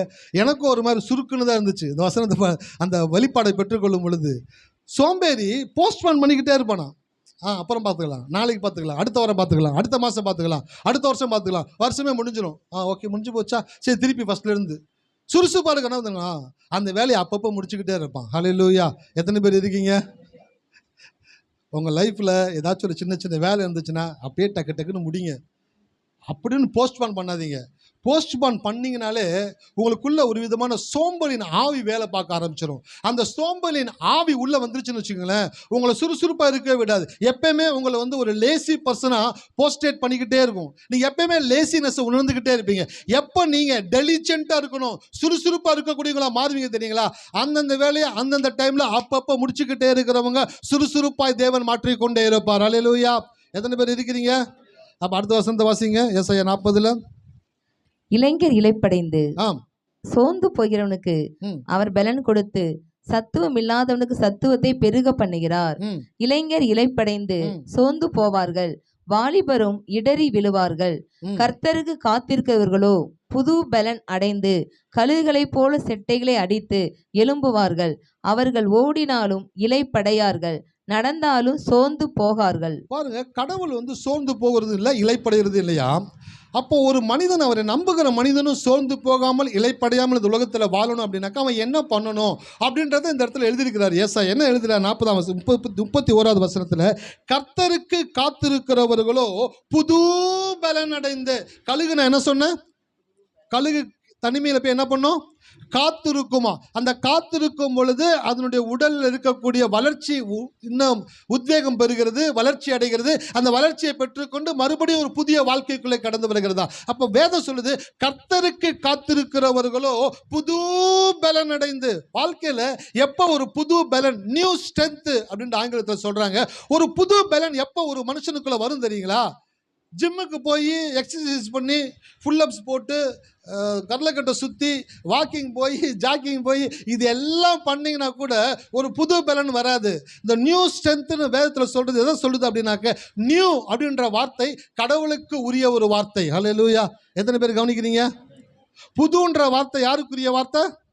கடவுளுக்கு உரிய வார்த்தை. ஏன்னா அவர்னால மட்டும்தான் புதிய புதிய காரியங்களை செய்யக்கூடியவராக இருக்கிறார். மனிதர்கள் முன்பு இருந்த காரியங்களை கொஞ்சம் மாற்றி செய்வாங்க, அதை புதுசுன்னு சொல்லிப்பாங்க. ஆனால் கடவுள் ஒருத்தர் மாத்திரம்தான் ஒவ்வொரு முறையும் தான் செய்கிற செயல்களை புது செயல்களாய் செய்யக்கூடியவராக இருக்கிறார். அப்போ புதுன்ற வார்த்தை கடவுளுக்கு உரியது.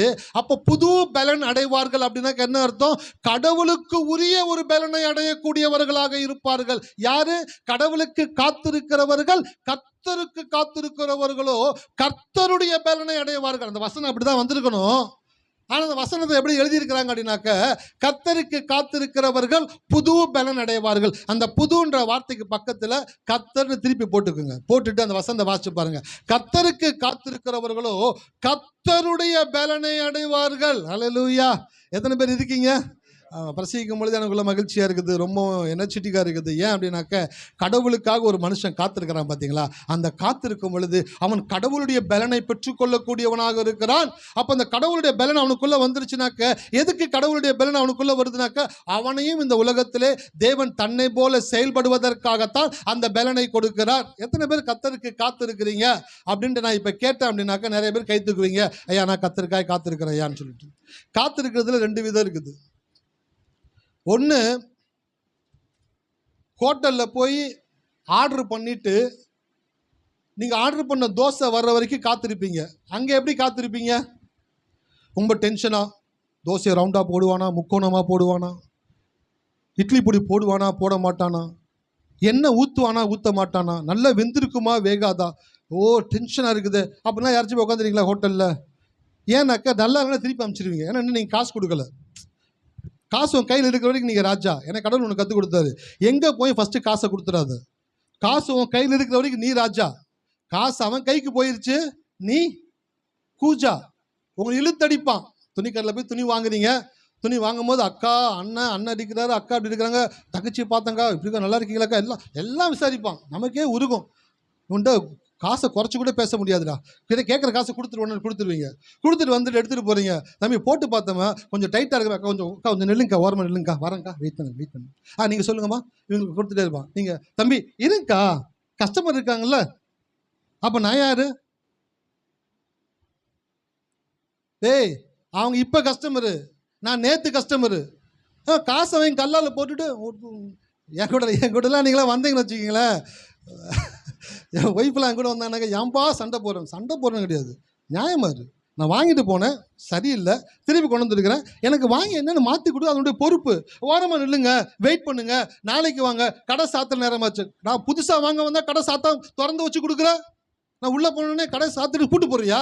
அக்கா வந்துட்டாங்க பா, டக்கு டக்கு திறந்து ஷட்டரை தூக்கிட்டு திருப்பி லைட்டை போட்டு துணி எடுத்து போடுறா. ஏன் பணம் வருதுல்ல, வாங்கின பணம் இப்போ சரியில்லைன்னு ஒருத்தன் வந்தானாக்கா, என்னக்கா கடை சாத்துற நேரத்தில் வந்துக்கிட்டு இருக்கீங்க, பேசிக்கிட்டே கடையை சாத்துவோம். பணம் வரணுனாக்கா பேசிக்கிட்டே ஷட்டரை திறப்பான். உங்ககிட்ட பணம் வரணுனாக்கா பேசிக்கிட்டே ஷட்டரை இருக்குவா. நாங்கள் கடவுள் எனக்கு கற்றுக் கொடுத்தாரு, எங்கே போனாலும் பணத்தை மட்டும் ஃபஸ்ட்டு அவன் கையிலையும் கொடுத்துடாது. எந்த வேலையாக இருந்தாலும் 10 ரூபா ஜாஸ்தி இருந்தால் கூட பரவாயில்ல, வேலையை முடிச்ச பிற்பாடு காசை கொடு. 10 ரூபா கம்மின்றனால உடனே காசை கொடுத்துடாத. அப்புறம் அவன் பின்னாடி நீ என்ன பண்ணணும், சிங்கி அடிக்கி சுற்றிக்கிட்டே இருக்கணும். அதே போல் ஹோட்டலுக்கு போகிறீங்க, ஒரு தோசை ஆர்டர் பண்ணுறீங்க, அந்த தோசை வர்ற வரைக்கும் டென்ஷனாக காத்திருப்பீங்களா, ரிலாக்ஸாக இருப்பீங்களா? கரெக்டாக சொல்லுங்களேன். ஆர்டர் பண்ணிட்டீங்க, டக்குன்னு ஃபோன் எடுக்கிறது, ஒரு வீடியோவை பார்க்குறது, வாட்ஸ்அப்பில் சேட் பண்ணுறது, அந்த தோசை வர்ற அந்த நேரத்திற்குள்ளே டக்கு டக்கு டக்குன்னு சில வேலைகள் முடித்து ரிலாக்ஸாக உட்காந்துருப்பீங்க. இப்போ ஹாஸ்பிட்டலில் போய் ரிப்போர்ட்டு கொடுத்துருக்கீங்க, ஒரு வியாதின்னு டெஸ்ட்டுக்கு கொடுத்துருக்கீங்க. இப்போ எப்படி உட்காந்துருப்பீங்க? ஃபோன் எடுத்துக்கிட்டு வாட்ஸ்அப் பண்ணிக்கிட்டு சிரிச்சுக்கிட்டு, என்ன சிஸ்டர் இங்கே வந்துங்க, பிளட் டெஸ்ட்டு கொடுத்துருக்கேன், வெயிட் பண்ணிகிட்டு இருக்கிறேன். அவன் பாப்பான் மென்டலாக இருக்கும் போல் பிளட் டெஸ்ட்டு கொடுத்து சிரிச்சுக்கிட்டு இருக்குது பைத்தியம். இந்த பைத்தியத்தை இங்கே வைக்கக்கூடாது, கீழ்ப்பக்கத்துக்கு தான் அனுப்பணும் அப்படின்னு சொல்லுவான். அப்போது ஹோட்டலில் ஆர்டர் பண்ணி காத்திருக்கும் பொழுது ரிலாக்ஸாக காத்திருக்கிறீங்க, அதுவும் காத்திருக்கிறது தான். ஆனால் ஒரு ஹாஸ்பிட்டலில் போய் டெஸ்ட்டு கொடுத்துட்டு ரிப்போர்ட்டுக்காக காத்திருக்கீங்க, அப்படி காத்திருப்பீங்க, நர்வஸாக காத்திருப்பீங்க. என்ன வரப்போகுது ரிசல்ட்டு, இயேசுவின் நாமத்தினாலே எனக்கு எந்த ஒரு வியாதி இருக்கக்கூடாது, அப்படியே இருந்தால் கூட அதனுடைய பாதிப்பு அதிகமாக இருக்கக்கூடாது, அப்படியே உங்களுக்குள்ள அப்படியே பிக்சரேஷன் பண்ணிக்கிட்டே இருப்பாங்க பாருங்கள். இதுவும் காத்திருக்கிறது தான். சரி, ரெண்டாவது காத்திருக்கிறத சொல்கிறேன். ஸ்விக்கியில் ஃபுட்டு ஆர்டர் பண்ணிட்டீங்க, 20 நிமிஷத்தில் ஃபுட்டு வந்துடும்னு போட்டிருக்கான். அந்த 20 நிமிஷம் உட்காந்துக்கிட்டு வந்துடுவானா, கரெக்டாக எடுத்துன்னு வருவானா, சாம்பாருக்கு பாரு விட்டு வந்துட்டானாக்கா சட்னி எடுத்துன்னு வருவானா இல்லையா, ஏதாச்சும் யோசிச்சிருக்கீங்களா? ஆர்டர் பண்ணிட்டேன், ஃபுட்டு வந்துடும், ரிலாக்ஸாக டிவியை பார்த்துட்டு உட்காந்துருப்பீங்க. வர வரைக்கும் ஹாலிங் பில் அடித்தா என்னப்பா, ஸ்விக்கியா இந்த வரம்பா, டக்குன்னு வாங்கிப்பீங்க. அது ஃபுட் டெலிவரி. உங்கள் ஒய்ஃபு டெலிவரிக்கு போயிருக்காங்க, டெலிவரி வார்டுக்குள்ளே ஒய்ஃபு கொண்டு போகிறாங்க. இப்போ டெலிவரி முடித்து ஒய்ஃப் வெளியில் வரணும். இப்போ எப்படி காத்திருப்பாங்க? ஆண்கள் ஃபோன் பார்த்துக்கிட்டு, வீடியோ பார்த்துக்கிட்டு, பாட்டு கேட்டுக்கிட்டு, ரிலாக்ஸாக உட்காந்து சிரிச்சுக்கிட்டு அப்படியே இருப்பாங்க? டென்ஷனாக இருப்பாங்க. மனைவி உள்ளே போயிருக்காங்க, சுகப்பிரசவமாகணும், நம்ம விரும்பின குழந்தை பிறக்கணும், அந்த குழந்தை ஆரோக்கியமாக இருக்கணும், எல்லாம் நல்லபடியாக முடியணும், ஒரு பெரிய ஒரு ஜபத்தோடு கூட உட்காந்துருப்பீங்க. என்னுடைய பையன் பிறக்கும் பொழுது என்னுடைய மனைவியை வந்துட்டு ஹாஸ்பிட்டலில் கூப்பிட்டு போகிறாங்க, அந்த ட்ரெஸ்லாம் போட்டு கூப்பிட்டு போகிறாங்க, டெலிவரிக்காக கூப்பிட்டு போகிறாங்க. டெலிவரிக்காக கூப்பிட்டு போகும்பொழுது நானும் இன்னொரு சகோதரனும் உட்காந்துருக்கோம். அவங்க ஒய்ஃபும் டெலிவரிக்கு போயிருக்காங்க, என் ஒய்ஃபு போன அதே டைமில் அவங்க ஒய்ஃபும் போயிருக்காங்க. 2 பேரும் உட்காந்து பேசிக்கிட்டே இருக்கிறோம். பேசிக்கிட்டே இருக்கும்பொழுது அவன் பயங்கர டென்ஷனில் இருக்கிறான். ஜி என்னாச்சு இவ்வளோ டென்ஷனாக இருக்கீங்களா? இல்லை ஜி, ஒய்ஃபு டெலிவரிக்கு போயிருக்காங்க, ஒருவே பதட்டமாக இருக்குது. எனக்குள்ளே பதட்டமாக தான் இருக்குது, அமைதியாக இருங்க, நீங்கள் போடுற பதட்டத்தை பார்த்து எனக்கு இன்னும் பதட்டம் வர முடிஞ்சு 2 பேரும் உட்காந்து பேசிக்கிட்டே இருக்கிறோம். பேசிட்டு இருக்கும்போது அவர் சொல்கிறாரு, ஃபஸ்ட்டு ஒரு பெண் குழந்தை பிறந்துருச்சு எனக்கு, 2வது ஒரு பையன் பிறகு நான் எதிர்பார்த்துக்கிட்டு இருக்கிறேன்யா அப்படின்னு சொன்னால் நானும் பேசிட்டு இருந்தேன். எனக்கும் அப்படி தான், பொண்ணு தான் ஃபஸ்ட்டு பிறந்திருக்கு, 2வது வந்துட்டு ஆண் குழந்தை பெண் எதிர்பார்த்துக்கிட்டு இருக்கிறோம். எப்படி கடவுள் செய்கிறாரோ தெரியல, பார்த்துல வெயிட் பண்ண சொல்லி வெயிட் பண்ணிட்டுருக்கிறோம். ஃபஸ்ட்டு அவங்க ஒய்ஃபோடைய பேரை சொல்லி கூப்பிட்றாங்க. சொல்லிவிட்டு அந்த ஹஸ்பண்டை கூப்பிட்றாங்க. கூப்பிட்டுனா அவர் வேகமாக போகிறார். உங்களுக்கு பெண் குழந்தை பிறந்திருக்கு அப்படின்னார். அப்படியே சாஞ்சார். சேஞ்சு வந்து உட்காந்து என்னன்னு கேட்டேன். 2வது பெண் குழந்தை பிறந்திருக்கான். ஜி விடுங்க ஜி, பெண் குழந்தை வந்து ஆண் குழந்தை நல்லா ஆரோக்கியமாக இருக்கல. எனக்குள்ள உள்ளுக்குள்ளே யோசிச்சுக்கிட்டே இருக்கிறேன், நம்மளுடைய ஒய்ஃப் உள்ளே போயிருக்காங்களே, என்ன குழந்தை நமக்கு பிறக்க போகுதுன்னு யோசிச்சுட்டு இருக்கிறான். அவரை உதயராணின்னு பேரை சொல்லிவிட்டு அப்போ என்னை கூப்பிட்றாங்க. கூப்பிட்டோன்னா நான் போய் நிற்கிறேன். அவங்க குழந்தைய பார்த்துங்க, உங்களுக்கு பையன் பிறந்திருக்கு அப்படின்னு சொன்ன உடனே அந்த இடத்துல ஒரு மிகப்பெரிய ஒரு டிரான்ஸ்ஃபர்மேஷன் உண்டாகுது. அப்போ எதுக்காய் காத்திருக்கிறோம் அப்படின்றத வச்சு தான் நம்முடைய எக்ஸ்பெக்டேஷன் லெவல் மாறக்கூடியதாக இருக்கிறது. கர்த்தருக்கு காத்திருக்கிறவர்களோ அப்படின்னாக்க கடவுள் ஏதாச்சும் செய்வார், செய்கிறப்ப செய்வார் அப்படின்னு காத்திருக்கிறது கிடையாது, ஒரு பெரிய எக்ஸ்பெக்டேஷனோட கூட காத்திருக்கிறது. கர்த்தருக்கு காத்திருக்கிறவர்களோ புது பலன் அடைவார்கள். அப்போ கடவுள் நீங்கள் எப்படி காத்திருக்கிறீங்க? ஒரு பெரிய எதிர்பார்ப்போடு காத்திருக்கீங்களா இல்லையா? அவங்க லைஃப்பில் செஞ்சால் வரட்டும், வந்தால் வரட்டும், கிடைச்சா கிடைக்கட்டும், ஏதோ நடக்கட்டும், எப்படியே விதி விட்ட வழி அப்படின்ட்டு காத்திருக்கிறது கிடையாது. அது லெத்தர்ஜிக்காக காத்திருக்கிறது, ரெஸ்பான்சிபிலிட்டியோட காத்திருக்கிறது, ஒரு எக்ஸ்பெக்டேஷனோட காத்திருக்கிறது. கர்த்தர் செய்வார், கர்த்தர் தருவார், நான் கர்த்தருக்காய் காத்திருக்கிறேன். ஹல்லேலூயா. எத்தனை பேர் இருக்கிறீங்க? கழுகு 40 வருடம் இந்த உலகத்துல வாழ்ந்துட்டு அடுத்த 40-50 வருஷம் வாழ்வதற்காக காத்திருக்குமா? 40 வருஷம் கழிச்சு கழுகு காத்திருக்குது. ஆனால் கடவுளுடைய பிள்ளைகள் ஒவ்வொரு நாளும் தேவனுடைய சமூகத்திலே கொஞ்ச நேரம் காத்திருக்கும் பொழுது உங்களுடைய ஆயுசு நாட்களை தேவன் பெருக பண்ணக்கூடியவராக இருக்கிறார். அல்லேலூயா. எல்லாம் நொடிஞ்சு வயசான பிற்பாடு கடவுளே கடவுளே கடவுளே கடவுள்னு போய் உட்கார்றது கிடையாது.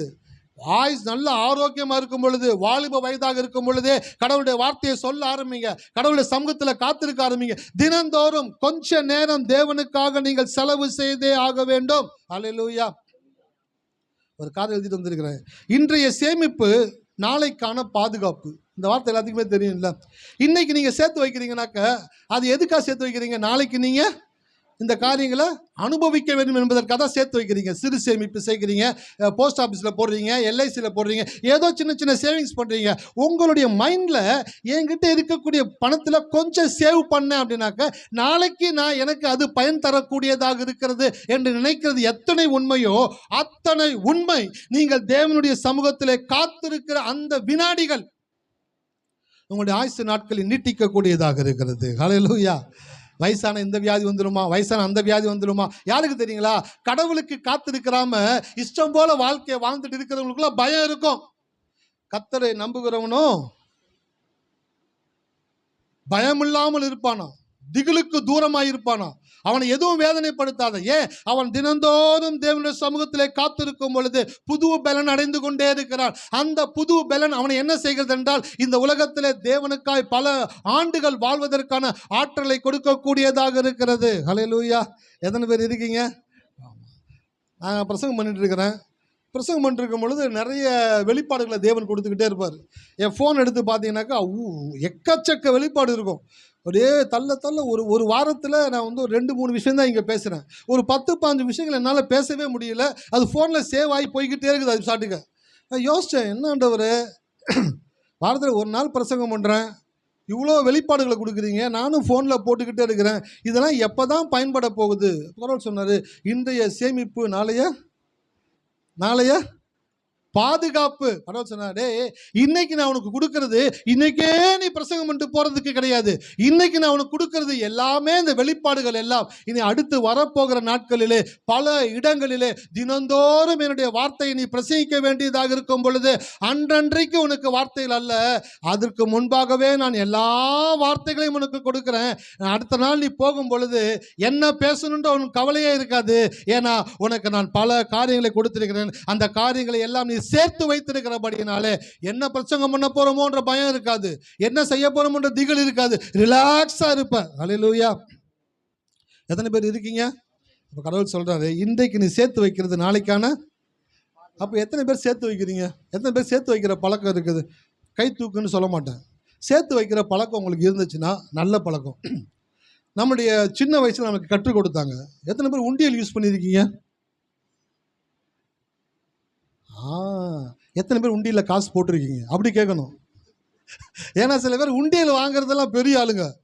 பிளாஸ்டிக்கில் வாங்குறதா, மண்ணில் வாங்குறதா, இல்லை பூட்டு போட்டு வாங்குறதா? உண்டியல் வாங்குறது பிரச்சனை கிடையாது. உண்டியலில் காசு போடுறீங்களா, அதுதான் முக்கியம். என்னோட பழைய சர்ச்சில் சாமுவேல் பாஸ்டர் இருப்பார். வருஷம் 31 நியூ இயர் நடக்குது பார்த்தீங்களா? அப்போ உண்டியெல்லாம் வாங்கி அடிக்க வச்சிருப்பாரு. என்ன இத்தனை உண்டியல் வச்சிருக்கிறீங்க? எனக்கு இல்லை தம்பி, ஒவ்வொரு விசுவாசிங்க வீட்டுக்கும் ஒவ்வொரு உண்டியல் கொடுத்துருவேன். பரவாயில்லையே, சேமிக்க கற்றுக் கொடுக்குறாரு. எல்லாரும் அதில் பைசாவை போட்டு அடுத்த வருஷம் வந்து சபையில் இதை கொடுக்கணும். நான் பார்ப்பேன், இது கொஞ்சம் ஓவராக இருக்கிற மாதிரி தெரியுது. உண்டியல் வாங்கினீங்க, அந்த உண்டியல் அவங்கக்கிட்ட கொடுத்து அதில் பணத்தை எல்லாம் போட்டு அவங்க திருப்பி கொண்டு வந்து ஆலயத்தில் இதை கொடுக்கணும் அப்படின்னாக்கா 1 வருஷம் பண்ணார், அடுத்த வருஷம் செல்ஃப் நடக்கலை. உண்டியல வாங்க மாட்டேன்றாங்க, வலுக்கட்டாயம் பண்ணுறாரு. வாங்குறீங்களா இல்லையா? வாங்க மாட்டேயா. நீங்கள் கொடுத்தா திருப்பி கேட்குறீங்க. உண்டியல் வாங்கினாக்கா அதில் பணத்தை போடணும்னு சொல்கிறீங்க. நான் உண்டியல் வாங்கினா தானே பணத்தை போடணும், உண்டியலே நான் வாங்க மாட்டேன். சில பேர் அப்படி தான், சேமிக்கணும்னா உண்டியல் வாங்கணும். அப்போ உண்டியல் வாங்கலைனாக்கா சேமிக்க வேண்டிய அவசியம் கிடையாதுன்றாங்க. நான் சொல்கிறேன், சின்ன சின்ன சேமிப்புகளை செய்யும் பொழுது எப்படி உங்களோட மனசு அதில் மகிழ்ச்சியாக இருக்கிறதோ, எத்தனை பேர்த்துக்கு பணத்தை சேர்க்கும் பொழுது மகிழ்ச்சியாக இருந்திருக்கு? அல்லேலூயா. எனக்குலாம் ரொம்ப சந்தோஷமாக இருக்கும். கொஞ்சம் கொஞ்சமாக சேர்த்தும் பொழுது எவ்வளோ இருக்குது. நான் ஒரு மாதிரி கேரக்டர், உண்டியில் சேர்ப்பேன், அப்பப்போ ஓப்பன் பண்ணி செக் பண்ணி பார்ப்பேன் எவ்வளோ பணம் இருக்குதுன்னு சொல்லிட்டு. திருப்பி உண்டியில் போட்டுருவேன், திருப்பி கொஞ்ச நாள் சேர்ப்பேன், திருப்பி எடுத்து பார்ப்பேன், எவ்வளோ சேருதுன்றதை பார்க்கும்போது மகிழ்ச்சியாக இருக்குதுல்ல. அதே போல தான் நீங்க கடவுளுடைய சமூகத்துல ஒவ்வொரு நாளும் கொஞ்ச நேரம் உட்காருங்க பார்த்தீங்களா? அப்படி சமூகத்துல போயிட்டு ஆண்டவரே அப்படின்னு சொல்லி ஒரு வேதத்தை வாசிச்சு ஜெபிச்சு அவர் சமூகத்துல காத்திருக்கிறீங்க பார்த்தீங்களா? அந்த காத்திருக்கிற வினாடிகள் நீங்கள் உங்களுடைய எதிர்காலத்திற்காய் நீங்கள் சேமிக்கிற நல்ல ஒரு காரியமாக இருக்கிறது. அல்லேலூயா. எத்தனை பேர் இருக்கிறீங்க? சில பேருக்கு தெரியல பாருங்களேன். பைபிளை வாசிக்கிறது ஒரு சேமிப்புன்றது தெரியல, ஜெபிக்கிறது ஒரு சேமிப்புன்றது தெரியல, கடவுளுடைய சமூகத்தில் கொஞ்சம் நேரம் உட்கார்ந்து கடவுளை தியானிக்கிறது சேமிப்புன்னு தெரியல. இந்த மாதிரி நல்ல காரியங்கள் எல்லாமே பண்ணாம வாழ்க்கையில் நல்லதா நடக்கணும் அப்படின்னு நினைச்சா அதுக்கு பேரு போங்கு. என்னதுங்க? அதுக்கு பேரு போங்குன்னு அர்த்தம். 5 வருஷம் மக்களை பார்க்காதவங்க, மக்களுக்கு எந்த நல்லதும் செய்யாதவங்க, அடுத்து 5 ஆண்டும் எங்கள் ஆட்சியே தொடரும். பார்த்து தம்பி, கால் ஆடுற மாதிரி தெரியுது. 5 வருஷம் எங்கே போன நீ? உனக்கு எங்கேயுமே பார்க்க முடியல, டிவிலையும் பார்க்க முடியல, மேடையிலையும் பார்க்க முடியல, வீட்டாண்ட வந்தாலும் சார் இல்லைன்றாங்க. 5 வருஷம் நீ ஆளணும், நாங்கள் ஓட்டு போட்டு உன்னை தேர்ந்தெடுத்தோமே. 5 வருஷம் இல்லாத நீ தேர்தல் அனௌன்ஸ் பண்ணணும்னு தெருவா சுத்துற, ரோடோட சுத்துற, டிவியில் ஃபுல்லாக வருகிற. அப்போ என்ன அர்த்தம்? 5 வருஷம் ஒன்றும் பண்ணாத நீ கடைசி நேரத்தில் பண்ணும்போது ஜனங்களுக்குள்ள என்ன அவ்வளோ மக்கா இருந்தாங்க ஜனங்க. இப்போ ஜனங்க வந்து தெளிவாயிட்டாங்க. அல்லேலூயா. எத்தனை பேர் இருக்கீங்க சார்? அன்றாடம் நீங்கள் எதை செய்கிறீர்களோ அதுதான் உங்கள் ஆயுள் காலம் முழுவதும் உங்களுக்கு நன்மையை உண்டாக்கக்கூடியதாக இருக்கிறது. அன்றாடம் நீங்கள் 5 நிமிஷம் கடவுள் சமூகத்தில் உட்கார்ந்தீங்கன்னாக்க ஆயுள் காலம் முழுவதும் உங்களை தேவன் ஆசீர்வதிக்கக்கூடியவராக இருக்கிறார். தமிழில் ஒரு வார்த்தை இருக்கு, ரௌத்திரம் பழகு. எத்தனை பேர் கேட்டிருக்கீங்க இந்த வார்த்தையை? இந்த ரௌத்திரம் பழகுன்ற வார்த்தை வந்து மகாகவி பாரதியார் சொன்ன வார்த்தை. இந்த வார்த்தை புதிய ஆத்திச்சூடியில் அவர் எழுதுறாரு. என்ன எழுதுறாருனாக்க, ரௌத்திரம்ன்ற வார்த்தைக்கு என்னன்னாக்க, அநீதியை பார்த்தவுடன் ஒரு மனிதனுக்குள் வரக்கூடிய கோபம் ரௌத்திரம். பழகு அப்படின்னாக்க அதை வந்து பிராக்டிஸ் பண்ணு அப்படின்றாரு. அநீதியை பார்த்த உடனே கோபம் வந்துடணுமா? அப்போ அந்த கோபம் வரலனாக்கா அந்த கோபத்தை உனக்குள்ள வளர்த்துக்கொள் அப்படின்னு சொல்றாரு. ஏன்னாக்க அதுதான் உன்னுடைய நல்ல ஒரு பர்சனாலிட்டியாக மாற்றக்கூடியதாக இருக்கிறது. நான் சொல்றேன், ரௌத்திரம் பழகுன்னு கிறிஸ்தவத்துக்கு சொல்லும் பொழுது கிறிஸ்தவர்களும் அநீதியை கண்டால் அவருக்குள்ள ஒரு கோபம் வர வேண்டும். எது அநீதி? பைபிள் வாசிக்காம இருக்கிறது அநீதி. எத்தனை பேர் கவனிக்கிறீங்க? பைபிள் வாசிக்காம இருக்கிறது அநீதியை கண்டா பொங்கணும். என்னன்னா பால் பொங்கவே இல்லை, பச்சை தண்ணி எப்படா பொங்கும்? பால் பொங்கும், பச்சை தண்ணி பொங்குமா அப்படின்ற மாதிரி சில பேர் இருக்கலாம். பொங்குறதே வரமாட்டேங்குது. வேதத்தை வாசிக்கல அப்படின்னாக்கா அநீதி, ஜெபிக்கல அப்படின்னாக்கா அநீதி, தேவனுக்காய் காத்திருக்கல அப்படின்னாக்கா அநீதி. இந்த அநீதியை கண்டா நீங்க பொங்கணும். ஒவ்வொரு நாளும் உங்களுக்குள்ள ஒரு விதமான கோபம் வரணும். எதை குறித்து கோபம் வரணும்? இது நடக்கலையே, அது நடக்கலையே, அது கிடைக்கலையன்ற கோபம் கிடையாது. நான் பைபிள் வாசிக்கலையே ஒரு கோபம் வரணும். என்னால் ஜெபிக்க முடியலையே ஒரு கோபம் வரணும். நான் கடவுளுடைய சமூகத்தில் காத்திருக்க முடியலையே ஒரு கோபம் வரணும். அந்த ரௌத்திரம் உங்களுக்குள்ள எப்பொழுது வருகிறதோ அப்பொழுதுதான் நீங்கள் புதிய ஒரு வாழ்க்கைக்கு நீங்கள் அடியெடுத்து வைக்கக்கூடியவர்களாக இருக்கிறீர்கள். ஹல்லேலூயா. எத்தனை பேர் இருக்கிறீங்க? எத்தனை பேர் கவனிக்கிறீங்க? அப்ப கழுகு காத்திருந்து புது பலன் அடைகிறது போல நீங்கள் கடவுளுடைய சமூகத்திலே காத்திருக்கும் பொழுது நீங்கள் புது பலன் அடையக்கூடியவர்களாக இருக்கிறீர்கள். கடவுளுடைய சமூகத்தில் உட்காருங்க, கொஞ்ச நேரம் பைபிளை வாசிங்க, கொஞ்ச நேரம் ஜெபம் பண்ணுங்க, கொஞ்ச நேரம் கடவுளை தியானிங்க. இதெல்லாம் நல்ல காரியங்கள், இதெல்லாம் ஆரோக்கியமான காரியங்கள். எத்தனை பேர் கவனிக்கிறீங்க? ஆரோக்கியமான காரியங்கள் செஞ்சீங்கன்னா தான் ஆரோக்கியமா இருப்பீங்க. ஆரோக்கியமற்ற காரியங்களை செஞ்சுட்டு நான் ஆரோக்கியமா இருக்கணும் அப்படின்னாக்க அது சாத்தியமா? ஒருத்தர் நைட்டு நாய் கூட படுத்துட்டு இருந்தாராம் குடிச்சிட்டு. காலையில் எந்திரிச்சு வீட்டுக்கு போய்க்கிறாரு. என்னடா ஒரே நாறுது நாறுது நாறுதுன்னு. நாய் கூட படுத்திருந்தா நாரதான் செய்யும். நிறைய குடிகாரங்களை பார்த்தோன்னாக்கா நாய் மேலே கை போட்டு படுத்திருப்பாங்க, நாய் அவர் மேலே கால் போட்டு படுத்திருக்கும். என்னன்னாக்கா குடிச்சிட்டாங்க, ஒன்றும் தெரியல, நாய் கூட சேர்ந்து படுத்திருக்குது. அப்போ நாய் கூட படுத்திருந்தா நாரும். அதே போல தான் வாழ்க்கையில் ஆரோக்கியமான விஷயங்களை செய்யாமல் இருந்துட்டு ஆரோக்கியமாக இருக்கணும்னு நினச்சிங்கனாக்கா உங்களால் ஆரோக்கியமாக இருக்க முடியாது. ஆரோக்கியமாக இருப்பதற்கு ஆரோக்கியமான காரியங்களை நீங்கள் செய்ய வேண்டும் என்று வேதம் வலியுறுத்தக்கூடியதாக. கொஞ்ச நேரம் பைபிளை வாசிங்க. வாசிக்க முடியல கோவப்படுங்க, நல்ல விஷயங்களுக்கு கோவப்படுங்க. என்னால் பைபிள் வாசிக்க முடியல இன்னைக்கு. யாராச்சும் கோவப்பட்டுருக்கீங்களா? யாராச்சும் ஒருத்தர் கை தூக்குங்களேன். இன்றைக்கி பைபிள் வாசிக்க முடியலன்னு எனக்குள்ள கோபமாக இருக்குது. என் மனைவி சொல்லுவாங்க, நைட்டு ஒரு 10-11 மணி இருக்கும், பெட்லாம் போட்டு பாயெல்லாம் விரிச்சிட்டு படுக்க போவோம். எல்லோரும் அப்படியே படுக்க போகும்போது சொல்லுவாங்க, இன்றைக்கி பைபிள் வாசிக்கவே இல்லை. எடுத்து பைபிள் வாசிட்டு உட்காந்துருவாங்க. உட்காந்து பைபிளை வாசித்து முடிச்சுட்டு தான் அன்றைக்கி என்ன அவங்க மைண்டில் செட் பண்ணியிருக்காங்களோ அதை வாசித்து முடிச்சுட்டு தான் அவங்க படுக்கைக்கே போவாங்க. அவங்களுக்குள்ள என்னன்னாக்கா ரௌத்திரம் பழகிட்டாங்க. அல்லேலூயா. எத்தனை பேர் இருக்கீங்க? ரௌத்திரம் பழகணும், அநீதியை கண்டா பொங்கணும், பைபிள் வாசிக்கலையா வாசிச்சுட்டு தான் படுக்கணும். அந்த ஒரு ப்ராக்டிஸ்குள்ளே வாங்க. நான் பார்த்தீங்கன்னாக்கா ஒவ்வொரு நிமிஷமும் ஒவ்வொரு நொடியும் தேவனுடைய வார்த்தையை தியானிச்சுக்கிட்டே தான் இருப்பேன். கடவுளுடைய வார்த்தையை யோசிச்சுக்கிட்டே தான் இருப்பேன். வாக்கு தத்தங்களை சொல்லிக்கிட்டே, அதை யோசிச்சுக்கிட்டே, அதை தியானம் பண்ணிக்கிட்டே, அதை குறித்து எழுதிக்கிட்டே, அப்படி இருக்க எனக்குள்ள ஒரு மாற்றத்தை நான் உணர்றேன். எனக்கு இன்னும் ரொம்ப நாள் உயிர் வாழணுன்ற ஆசை வருது. ஹல்லேலூயா. எத்தனை பேர் இருக்கீங்க? கடவுளுடைய வார்த்தையோடு இணைந்து இருக்கிறவங்களுக்கு ரொம்ப நாள் உயிர் வாழணும்னு ஆசை இருக்கும். கடவுளுடைய வார்த்தை இல்லாமல் வாழ்றீங்க பார்த்தீங்களா, அவங்களுக்கு எப்படா பெட்டியை கட்டிட்டு நடைய கட்டுவோம், அந்த வாழ்க்கையை முடிச்சுட்டா போதுமே, அப்படிப்பட்ட ஒரு வாழ்க்கை இருக்கக்கூடாது. பாருங்களேன், ரொம்ப நாள் நீங்கள் இந்த உலகத்தில் வாழணுன்ட்டு தேவன் விரும்புகிறார். அவரே உனக்கு ஜீவனும் தீர்க்காயுசுமா இருக்கிறார். அப்போ கழுகு எப்படி தனிமையாக இருந்து புது வாழ்க்கைக்கு தயாராகிறதோ அப்படி நீங்கள் தேவனுடைய சமூகத்தில் காத்திருக்கும் பொழுது புதிய வாழ்க்கைக்கு நீங்கள் தயாராகி கொண்டு இருக்கிறீர்கள். ஒரு வசந்த வாசிங்க, வேகமாக அதில் கூட முடிக்கிறேன். அப்போஸ்தலர் 1ஆம் அதிகாரத்தில் 5ஆம் வசனம் 14ஆம் வசனம். ஆகையால் நீங்கள் எருசலேமை விட்டு போகாமல் என்னிடத்தில் கேள்விப்பட்ட பிதாவின் வாக்குத்தத்தம் நிறைவேற காத்திருங்கள் என்று கட்டளையிட்டார். என்ன சொன்னாரு? பிதாவின் வாக்குத்தத்தம் நிறைவேற காத்திருங்கள். அந்த வார்த்தையை மட்டும் அன்லைன் பண்ணிக்கோங்க. அடுத்து 14ஆம் வசனம்.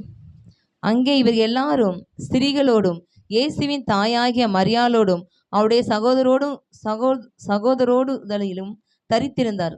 சகோதரர் கூட ஒருமுனப்பட்டு ஜெபத்திலும் வேண்டுதலிலும் தரித்திருந்தார்கள். அங்கே இவர்கள் எல்லாரும் ஸ்திரீகளோடும் இயேசுவின் தாயாகிய மரியாளோடும் அவருடைய சகோதரரோடும் கூட ஒருமனப்பட்டு ஜெபத்திலும் வேண்டுதலிலும் தரித்திருந்தார்கள். தரித்திருந்தார்கள் காத்திருந்தார்கள் அர்த்தம். அடுத்து 2ஆம் அதிகாரத்தை திருப்பிக் கொள்ளுங்க. 1ஆம் வசனத்தை வாசிங்க. பெந்தகோஸ்தே என்னும் நாள் வந்தபோது அவர்கள் எல்லாரும் ஒருமனப்பட்டு ஓரிடத்தில் வந்து இருந்தார்கள். வந்து இருந்தார்கள் என்ற வார்த்தைக்கு என்னன்னாக்கா காத்து இருந்தார்கள் அப்படின்ற வார்த்தை சொல்லுது. அப்போ கடவுளுக்காக காத்திருக்கும் பொழுது, கடவுளுடைய சமூகத்திலே கடவுளுக்காய் ஒரு மனிதன் காத்திருக்கும் பொழுது என்ன நடக்கிறது என்றால் அவன் மேல் பரிசுத்த ஆவியானவர் வரக்கூடியவராக இருக்கிறார். ஹல்லேலூயா. எத்தனை பேர் இருக்கிறீங்க? எத்தனை பேர் அபிஷேகத்தை பெற்றுக்கொண்டீங்க? எத்தனை பேர் அந்நிய பாஷை பேசுறீங்கன்னு நான் கேட்க மாட்டேன். எல்லாருக்கும் தேவன் அபிஷேகத்தை கொடுக்கக்கூடியவராக இருக்கிறார். எல்லாரும் அந்நிய பாஷை பேச வேண்டும் என்று தேவன் விரும்புகிறார். 1 கொரிந்தியர் 12 எடுத்து வாசித்து பார்த்தீங்கன்னாக்கா வரங்களிலே வித்தியாசம் உண்டு, ஆவியானவர் ஒருவரே அப்படின்னு சொல்லிட்டு என்னென்ன வரங்கள் இருக்குன்னு அங்கே எழுதுகிறார் பவுல். ஞானத்தை போதிக்கும் வசனம், அறிவை போதிக்கும் வசனம், விசுவாசம். அடுத்து என்னதுங்க? அதை எடுத்து வாசிங்களா, அப்படியே டக்கு டக்குன்னு வேகமாக போகலாம். 1 கொரிந்தியர் 12 4ஆம் வசனத்திலிருந்து வாசிங்க. வரங்களில் வித்தியாசங்கள் உண்டு, ஆவியானவர் ஒருவரே. ஊழியங்களில் வித்தியாசங்கள் உண்டு, கர்த்தர் ஒருவரே. 8ஆம் வசனத்திலிருந்து வாசிங்க. எப்படி எனில் ஒருவனுக்கு ஆவியினாலே ஞானத்தை போதிக்கும் வசனமும், வேறொருவனுக்கு அந்த ஆவியினாலேயே அறிவை உணர்த்தும் வசனமும், வேறொருவனுக்கு அந்த ஆவியினாலேயே விசுவாசமும், வேறொருவனுக்கு அந்த ஆவியினாலே குணமாக்கும் வரங்களும், வேறொருவனுக்கு அற்புதங்களை செய்யும் சக்தியும், வேறொருவனுக்கு தீர்க்க தரிசனம் உரைத்தலும், வேறொருவனுக்கு ஆவிகளை பகுத்தறிதலும், வேறொருவனுக்கு பற்பல பாஷைகளை பேசுதலும், வேறொருவனுக்கு பாஷைகளை வியாக்கியானம் பண்ணுதலும் அளிக்கப்படுகிறது. அந்த ஊழியங்கள் இருக்கக்கூடிய வரங்களை குறித்து பவுல் எழுதுறாரு. இத்தனை வரங்களை தேவன் வைத்திருக்கிறாரு. அத்தனை வரங்கள்ல அந்நிய பாஷையில பேசுறது, ஆவிகளை நிதானிக்கிறது, வியாக்கியானம் பண்றது, இதெல்லாம் எழுதி வைக்கிறார். இதெல்லாம் எப்போ நடக்குது அப்படின்னாக்க, எப்போ நம்ம காத்திருக்கிறோமோ அப்பொழுதுதான் நம்ம மேல் தேவனுடைய ஆவியானவர் வந்து இறங்கக்கூடியவராக இருக்கிறார். அப்போஸ்தலர் 2 ஒரு வசனத்தை வாசிங்க, அப்படியே கடந்து போகலாம். அப்போஸ்தலர் 2 எல்லாம் எடுத்துக்கொள்ளுங்க.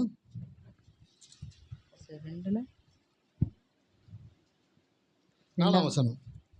அவர் எல்லாரும் பரிசுத்த ஆவியினாலே நிரப்பப்பட்டு ஆவியானவர் தங்களுக்கு தந்தர்லின வரத்தின்படியே வெவ்வேறு பாஷைகளை பேச தொடங்கினார்கள். பாருங்க, கடவுளுக்காய் காத்திருக்கும் பொழுது என்ன நடக்குதுன்னாக்க ஆவியானவர் உங்கள் மேல் வந்து இறங்கக்கூடியவராக இருக்கிறார். ஹல்லேலூயா. நிறைய பேருக்கு ஏன் காத்திருக்கிறோன்னு தெரியல, காத்திருக்கும் பொழுது என்ன நடக்குதுன்னு தெரியல.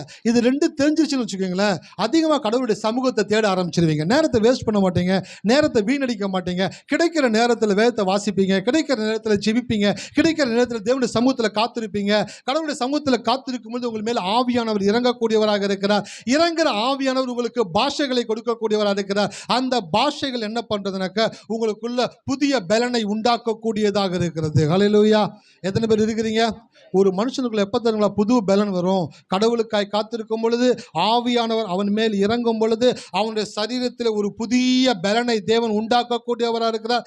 அந்த பலன் வரும் பொழுதுதான் அவன் சோர்ந்து போகாமலும் இலைப்படையாமலும் தேவனுக்காய் செயல்படக்கூடிய ஒரு மனிதனாய் மாறக்கூடியவனாக இருக்கிறான். அப்ப நீங்கள் காத்திருக்கும் பொழுது உங்கள் மேல் ஆவியானவர் வந்து இறங்கக்கூடியவராக இருக்கிறார். ஹல்லேலூயா. நான் விரும்புகிறேன் நம்ம சபையில் இருக்கிற எல்லார் மேலும் ஆவியானவருடைய பிரசன்ஸ் கடந்து வரணும். ஆவியானவர் வந்துட்டார்னாக்கா ஊழியக்காரங்களுக்கு வேலையே.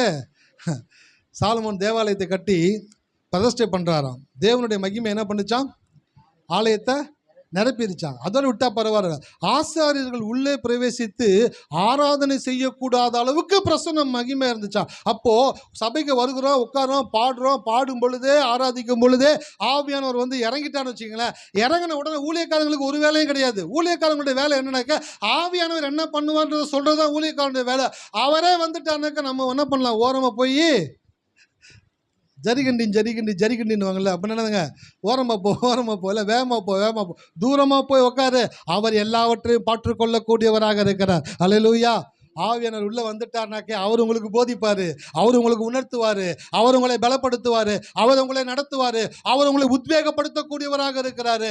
ஆகையினாலே சபையிலே ஆவியானவருடைய பிரசன்ஸ் இறங்க இறங்க இறங்க ஒருத்தர் கூட பலவீனவர்களா இருக்க வேண்டிய அவசியம் இல்லை. இஸ்ரவேல் மக்கள் 42 லட்சம் மக்கள் ஜனங்கள் வனாந்தரத்தில் நடந்து வராங்களாம். வேதம் சொல்லுது இஸ்ரவேல் கோத்திரத்தில் பலவீனப்பட்டவன். எவ்வளோ பொய்யில செக் பண்ணி பார்த்துடணும். எப்படி 42 லட்சம் ஜனங்கள் ஒருத்தன் கூட எப்படி பலவீனப்படாதவன் இருந்தான்?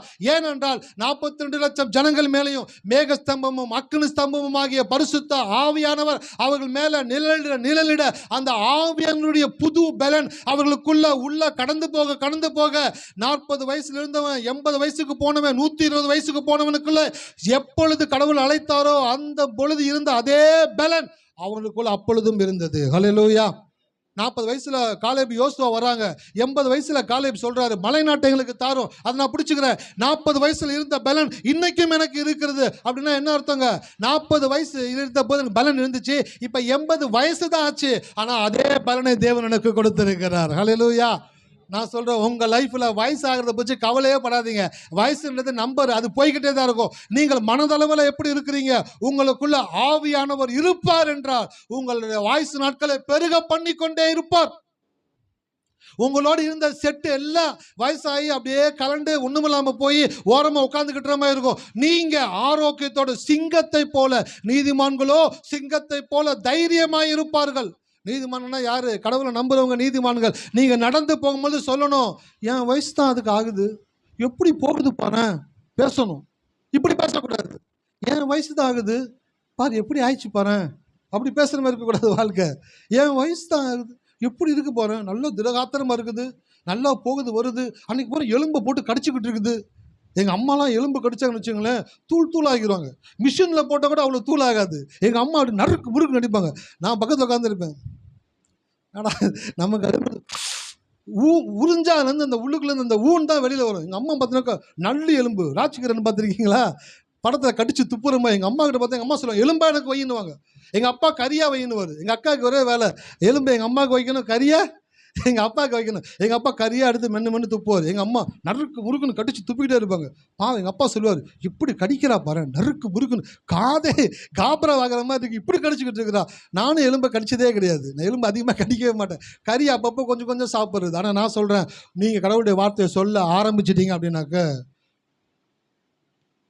ஏசாயில் ஒரு வசனம் இருக்குது, நீ மலைகளை மிதித்து நொறுக்கி குண்டுகளை தவிடுபொடி ஆக்குவாய், இதோ நான் உன்னை புதிதும் கூர்மையுமான பற்களை உடைய எந்திரமாக்குகிறேன். கடவுளுடைய சமூகத்தில் காத்திருந்தீங்கன்னாக்கா உங்களை ஒரு பெஸ்ட் பர்சனாலிட்டியா தேவன் மாற்றக்கூடியவராக இருக்கிறார். அல்லேலூயா. எத்தனை பேர் கடவுளுடைய சமூகத்தில் காத்திருக்க போறீங்க? கடவுளுடைய சமூகத்தில் காத்துருங்க சார். ரொம்ப ரொம்ப லைஃப்பை என்ஜாய் பண்ண ஆரம்பிச்சிருவீங்க. கொஞ்ச நேரம் பைபிள் வாசிங்க, கொஞ்ச நேரம் ஜெபம் பண்ணுங்க, கொஞ்ச நேரம் கடவுளுடைய சமூகத்தில் காத்துருங்க. காத்திருக்கும் போது சொல்லுங்க, ஆண்டவரே நான் ஒரு சமூகத்தில் காத்திருக்கிறேன். ஊழியக்காரர் சொன்னார்ல, என் மேலே ஆவியானவர் இறங்குவார்னு சொன்னார்ல, அந்த ஆவியான எனக்குள்ளே வந்துட்டாக்க நான் ஆரோக்கியமாக இருப்பேன், நான் பலனாக இருப்பேன், நான் சுகமாக இருப்பேன், நான் தீர்க்காயசோடு இருப்பேன், நான் இன்னும் தொலைத்தில் பல வருஷங்கள் வாழ்ந்து உமக்கு சாட்சியாக இருப்பாண்டவரே அப்படின்னு சொல்லி அவர்கிட்ட பேசிக்கிட்டே இருங்க. நான் சொல்கிறேன், கடவுளுக்கு காத்திருக்க காத்திருக்க உங்களுடைய ஆயுசு நாட்களை தேவன் பெருக பண்ணுவார். அல்லேலூயா.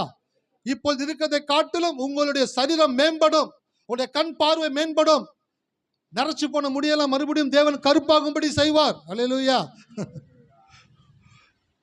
I am not getting old, I am getting young அப்படின்னு ஆங்கிலத்தில். நான் வயசாகிக்கிட்டே இல்லை, நான் என்னுடைய இளமை பருவத்திற்கு திரும்பி கொண்டே இருக்கிறேன். அல்லேலூயா. வயசானவங்க அதிகமாக சொல்ல வேண்டிய வார்த்தை அதுதான். ஐயா வயசாயிடுச்சியா? சொல்லவே கூடாது. வயசாகலை, எனக்கு தேவன் தீர்க்காயுசை கொடுத்துருக்கிறார். நான் ரொம்ப வருஷம் இந்த உலகத்தில் வாழுவேன். அல்லேலூயா. எத்தனை பேர் இருக்கீங்க? நான் பார்க்குறேன், எனக்கு இப்போ 44 ஆயிடுச்சு. எனக்கு ஒரு 80 வயசு ஆகும் பொழுதும் அங்கே வெளியில் இருக்கிற அந்த அம்மாலாம் அங்கே இருக்கணும், அந்தந்த இடத்துல அந்தந்த ஆளும் இருக்கணும். ஐயா 2026 44 வயசு நீங்கள் பேசுனீங்களையா, அப்போ எனக்கு ஒரு 64 வயசுயா, இப்போ உங்களுக்கு 80 வயசு ஆயிடுச்சியா, அப்போ அவங்களுக்கு எத்தனை வயசு இருக்கும் சொல்லுங்களேன். இவ்வளோ கஷ்டமான கணக்கை கேட்டால் நாங்கள் என்ன சார் பண்ணுறதுங்க? 60ஓட கூட 40 போடுங்க. 100 எபினேஸோடைய பாட்டு 100 அடிச்சிருக்காங்க, செஞ்சுரி. நான் இல்லாததை பேசலை, இருக்கிறத தான் பேசுகிறேன். செஞ்சுரி. அந்த அம்மாலாம் செஞ்சுரி அடிச்சுட்டு நிற்கணும். அப்படியே அண்ணன் சொன்னாங்க, புத்தி சபைக்கு போகணுன்னு நின்று ஆடி கடவுளை பாடி ஆராதிக்கணும். நான் நினைக்கிறேன் அப்போல்லாம் அவங்களாம் முன்னாடி வந்துடுவாங்க நினைக்கிறேன். சின்ன பசங்க தள்ளிட்டு போங்க, பின்னாடி போங்க, நாங்கள் முன்னாடி போகிறோன்ட்டு வந்து கடவுளை பாடி ஆராதித்து துதிக்கும் பொழுது அதை கடவுள் ரசிக்கிறார். ஹல்லேலூயா. நீங்கள் முடியாமல் உட்காந்துடியோ சோர்ந்து போய் சாஞ்சு போயிட்டு சோத்திராண்டவர் அப்படின்றத கடவுள் விரும்பலை. நீங்கள் முன்னாடி வந்து கர்த்தர் பெரிய காரியங்களை செய்யக்கூடியவராக இருக்கிறார், அவர் எனக்கு ஜீவனாக இருக்கிறார் என்று சொல்லி நீங்கள் பாடி துதிக்கும் பொழுது தேவனும் பரலோகமும் மகிழக்கூடியதாக இருக்கிறது. அல்லேலூயா. எத்தனை பேர் இருக்கீங்க? அப்போ இந்த மாலை வேலை நான் சொல்கிறேன், கடவுளை சமூகத்தை கொஞ்சம் நேரம் ஸ்பெண்ட் பண்ணுங்க. கோவப்படுங்க, நல்ல காரியத்துக்காக கோவப்படுங்க, தப்பு கிடையாது. உங்களை பார்த்து நீங்களே கோவப்படுங்க. பைபிள் வாசியா, சப்புன்னு உங்களை பைபிள் வாசியா, போய் படி, உட்காந்து பைபிள் படிங்க. ஜெபம் பண்ணியா, உங்களை நீங்களே கட்டுங்க, மண்டல கொட்டுங்க. ஜெபம் பண்ணியா போய் ஜெபம் பண்ணு, அந்த உட்காந்து ஜெபம் பண்ணுங்க. அடுத்து என்ன, கத்தருக்காக காத்திருக்கிறியா? கொஞ்ச நேரம் காத்திருக்கிறியா? யாராச்சும் ஒருத்தர் சாப்பாட்டுக்காக எவ்வளோ பிரச்சனை பண்ணுறீங்க. சாப்பாடு வரலனாக்கா, என்ன சாப்பாடு வரலை, இத்தனை மணி ஆயிடுச்சு. காலையில் எங்கள் வீட்டுக்கு வந்தீங்கன்னாக்கா ஒரு பெரிய ட்ராமாவே நடக்கும். என் பொண்ணு அப்படியே கிட்டு படிக்கல, அவள் கதவை திறக்கிற சத்தத்தை கட்டுனே ஒய்ஃப்களை கிட்டு வந்துருச்சு அப்படின்னு சொல்லி நான் இந்த பக்கம் ஓட, ஒய்ஃப் இந்த பக்கம் ஓட, சாப்பாடு கட்ட, கையில் கொடுக்க, ட்ரெயினை ஏற்றி விட்டு, அவள் ட்ரெயின் ஏறின பிற்பாடு தான் அப்படியே அவங்க அப்பா என்னடா இது அப்படின்னு சொல்லிட்டு அவங்க அவ்வளோ ப்ரெஷரில் இருக்கிறாங்களா, வேகமாக வேலைக்கு போகணுன்ட்டு. நான் சொல்கிறேன், அதே வேகமும் அதே உற்சாகமும் தேவனுடைய காரியங்களிலும் இருக்க வேண்டும். அல்லேலூயா. என் பையனுக்கு சொன்னேன், எப்போல்லாம் படிக்கிறியோ அப்போல்லாம் கொஞ்சம் நேரம் ஜெபம் பண்ணிட்டு படி. நீ 10 மணி நேரம் படித்து உனக்கு 2 விஷயம் விளங்குறத விட நீ 1 மணி நேரம் ஜெபம் பண்ணிவிட்டு நீ 4 மணி நேரம் படித்தா பல காரியங்களை தேவன் உனக்கு விளங்கும்படி செய்யக்கூடியவராக இருக்கிறார். அல்லேலூயா. நான் சொல்கிறேன், ஓடிக்கிட்டே இருக்காதீங்க, டயர்டாயிருவீங்க. ஓடிக்கிட்டே இருந்தால் டயர்டாயிருவீங்க. கொஞ்சம் கடவுளுடைய சமூகத்தில் காத்துருங்க, கடவுள் சமூகத்தில் உட்காருங்க. பெருசாக ஒன்றும் ஆக போகிறது கிடையாது, பெருசாக ஒன்றும் நடக்க போகிறது கிடையாது. உட்காருங்க, சமூகத்தில் உட்காருங்க, பைபிளை வாசிங்க. வேலைக்கு போகலையா, பைபிள் படிச்சுட்டு இரு, முடிச்சுட்டு போகிறேன். டைம் ஆயிடுச்சு, கத்தாத அமைதியாக இரு, நான் முடிச்சுட்டு போகிறேன். கொஞ்சம் நேரம் பைபிளை படிங்க, கொஞ்சம் நேரம் அவருடைய சமூகத்தில் காத்துருங்க. அவரை பார்த்து சொல்லுங்கள், என் வாழ்க்கையில் எல்லாவற்றையும் நன்மையாய் பண்ணுகிற தேவன் என்று சொல்லுங்கள். நீங்கள் சொல்லும் பொழுது உங்களுடைய வாழ்க்கை சூழ்நிலைகளை எல்லாம் தேவன் உங்களுக்கு அனுகூலமாய் மாற்றக்கூடியவராக இருக்கிறார். அல்லேலூயா. தாவீது சொல்லுகிறார், கர்த்தர் எனக்கு அனுகூலமான துணையும் ஆனார். உங்களுக்கு ஒரு நல்ல தேவனை வைத்திருக்கிறீங்க, அந்த தேவனை நம்புங்க. கண்களை மூடுவோமா. நன்றி ஆண்டவரே. பிதாவே உம்மை ஸ்தோத்திரிக்கிறோம், துதிக்கிறோம், நன்றி செலுத்துகிறோம். இந்த மாலை வேளையில் கேட்ட ஒவ்வொரு பிள்ளைகளையும் ஆசீர்வதியும், ஒவ்வொரு பிள்ளைகளும் ரௌத்திரம் பழகக்கூடிய பிள்ளைகளாய் மாற்றுங்க ஆண்டவரே.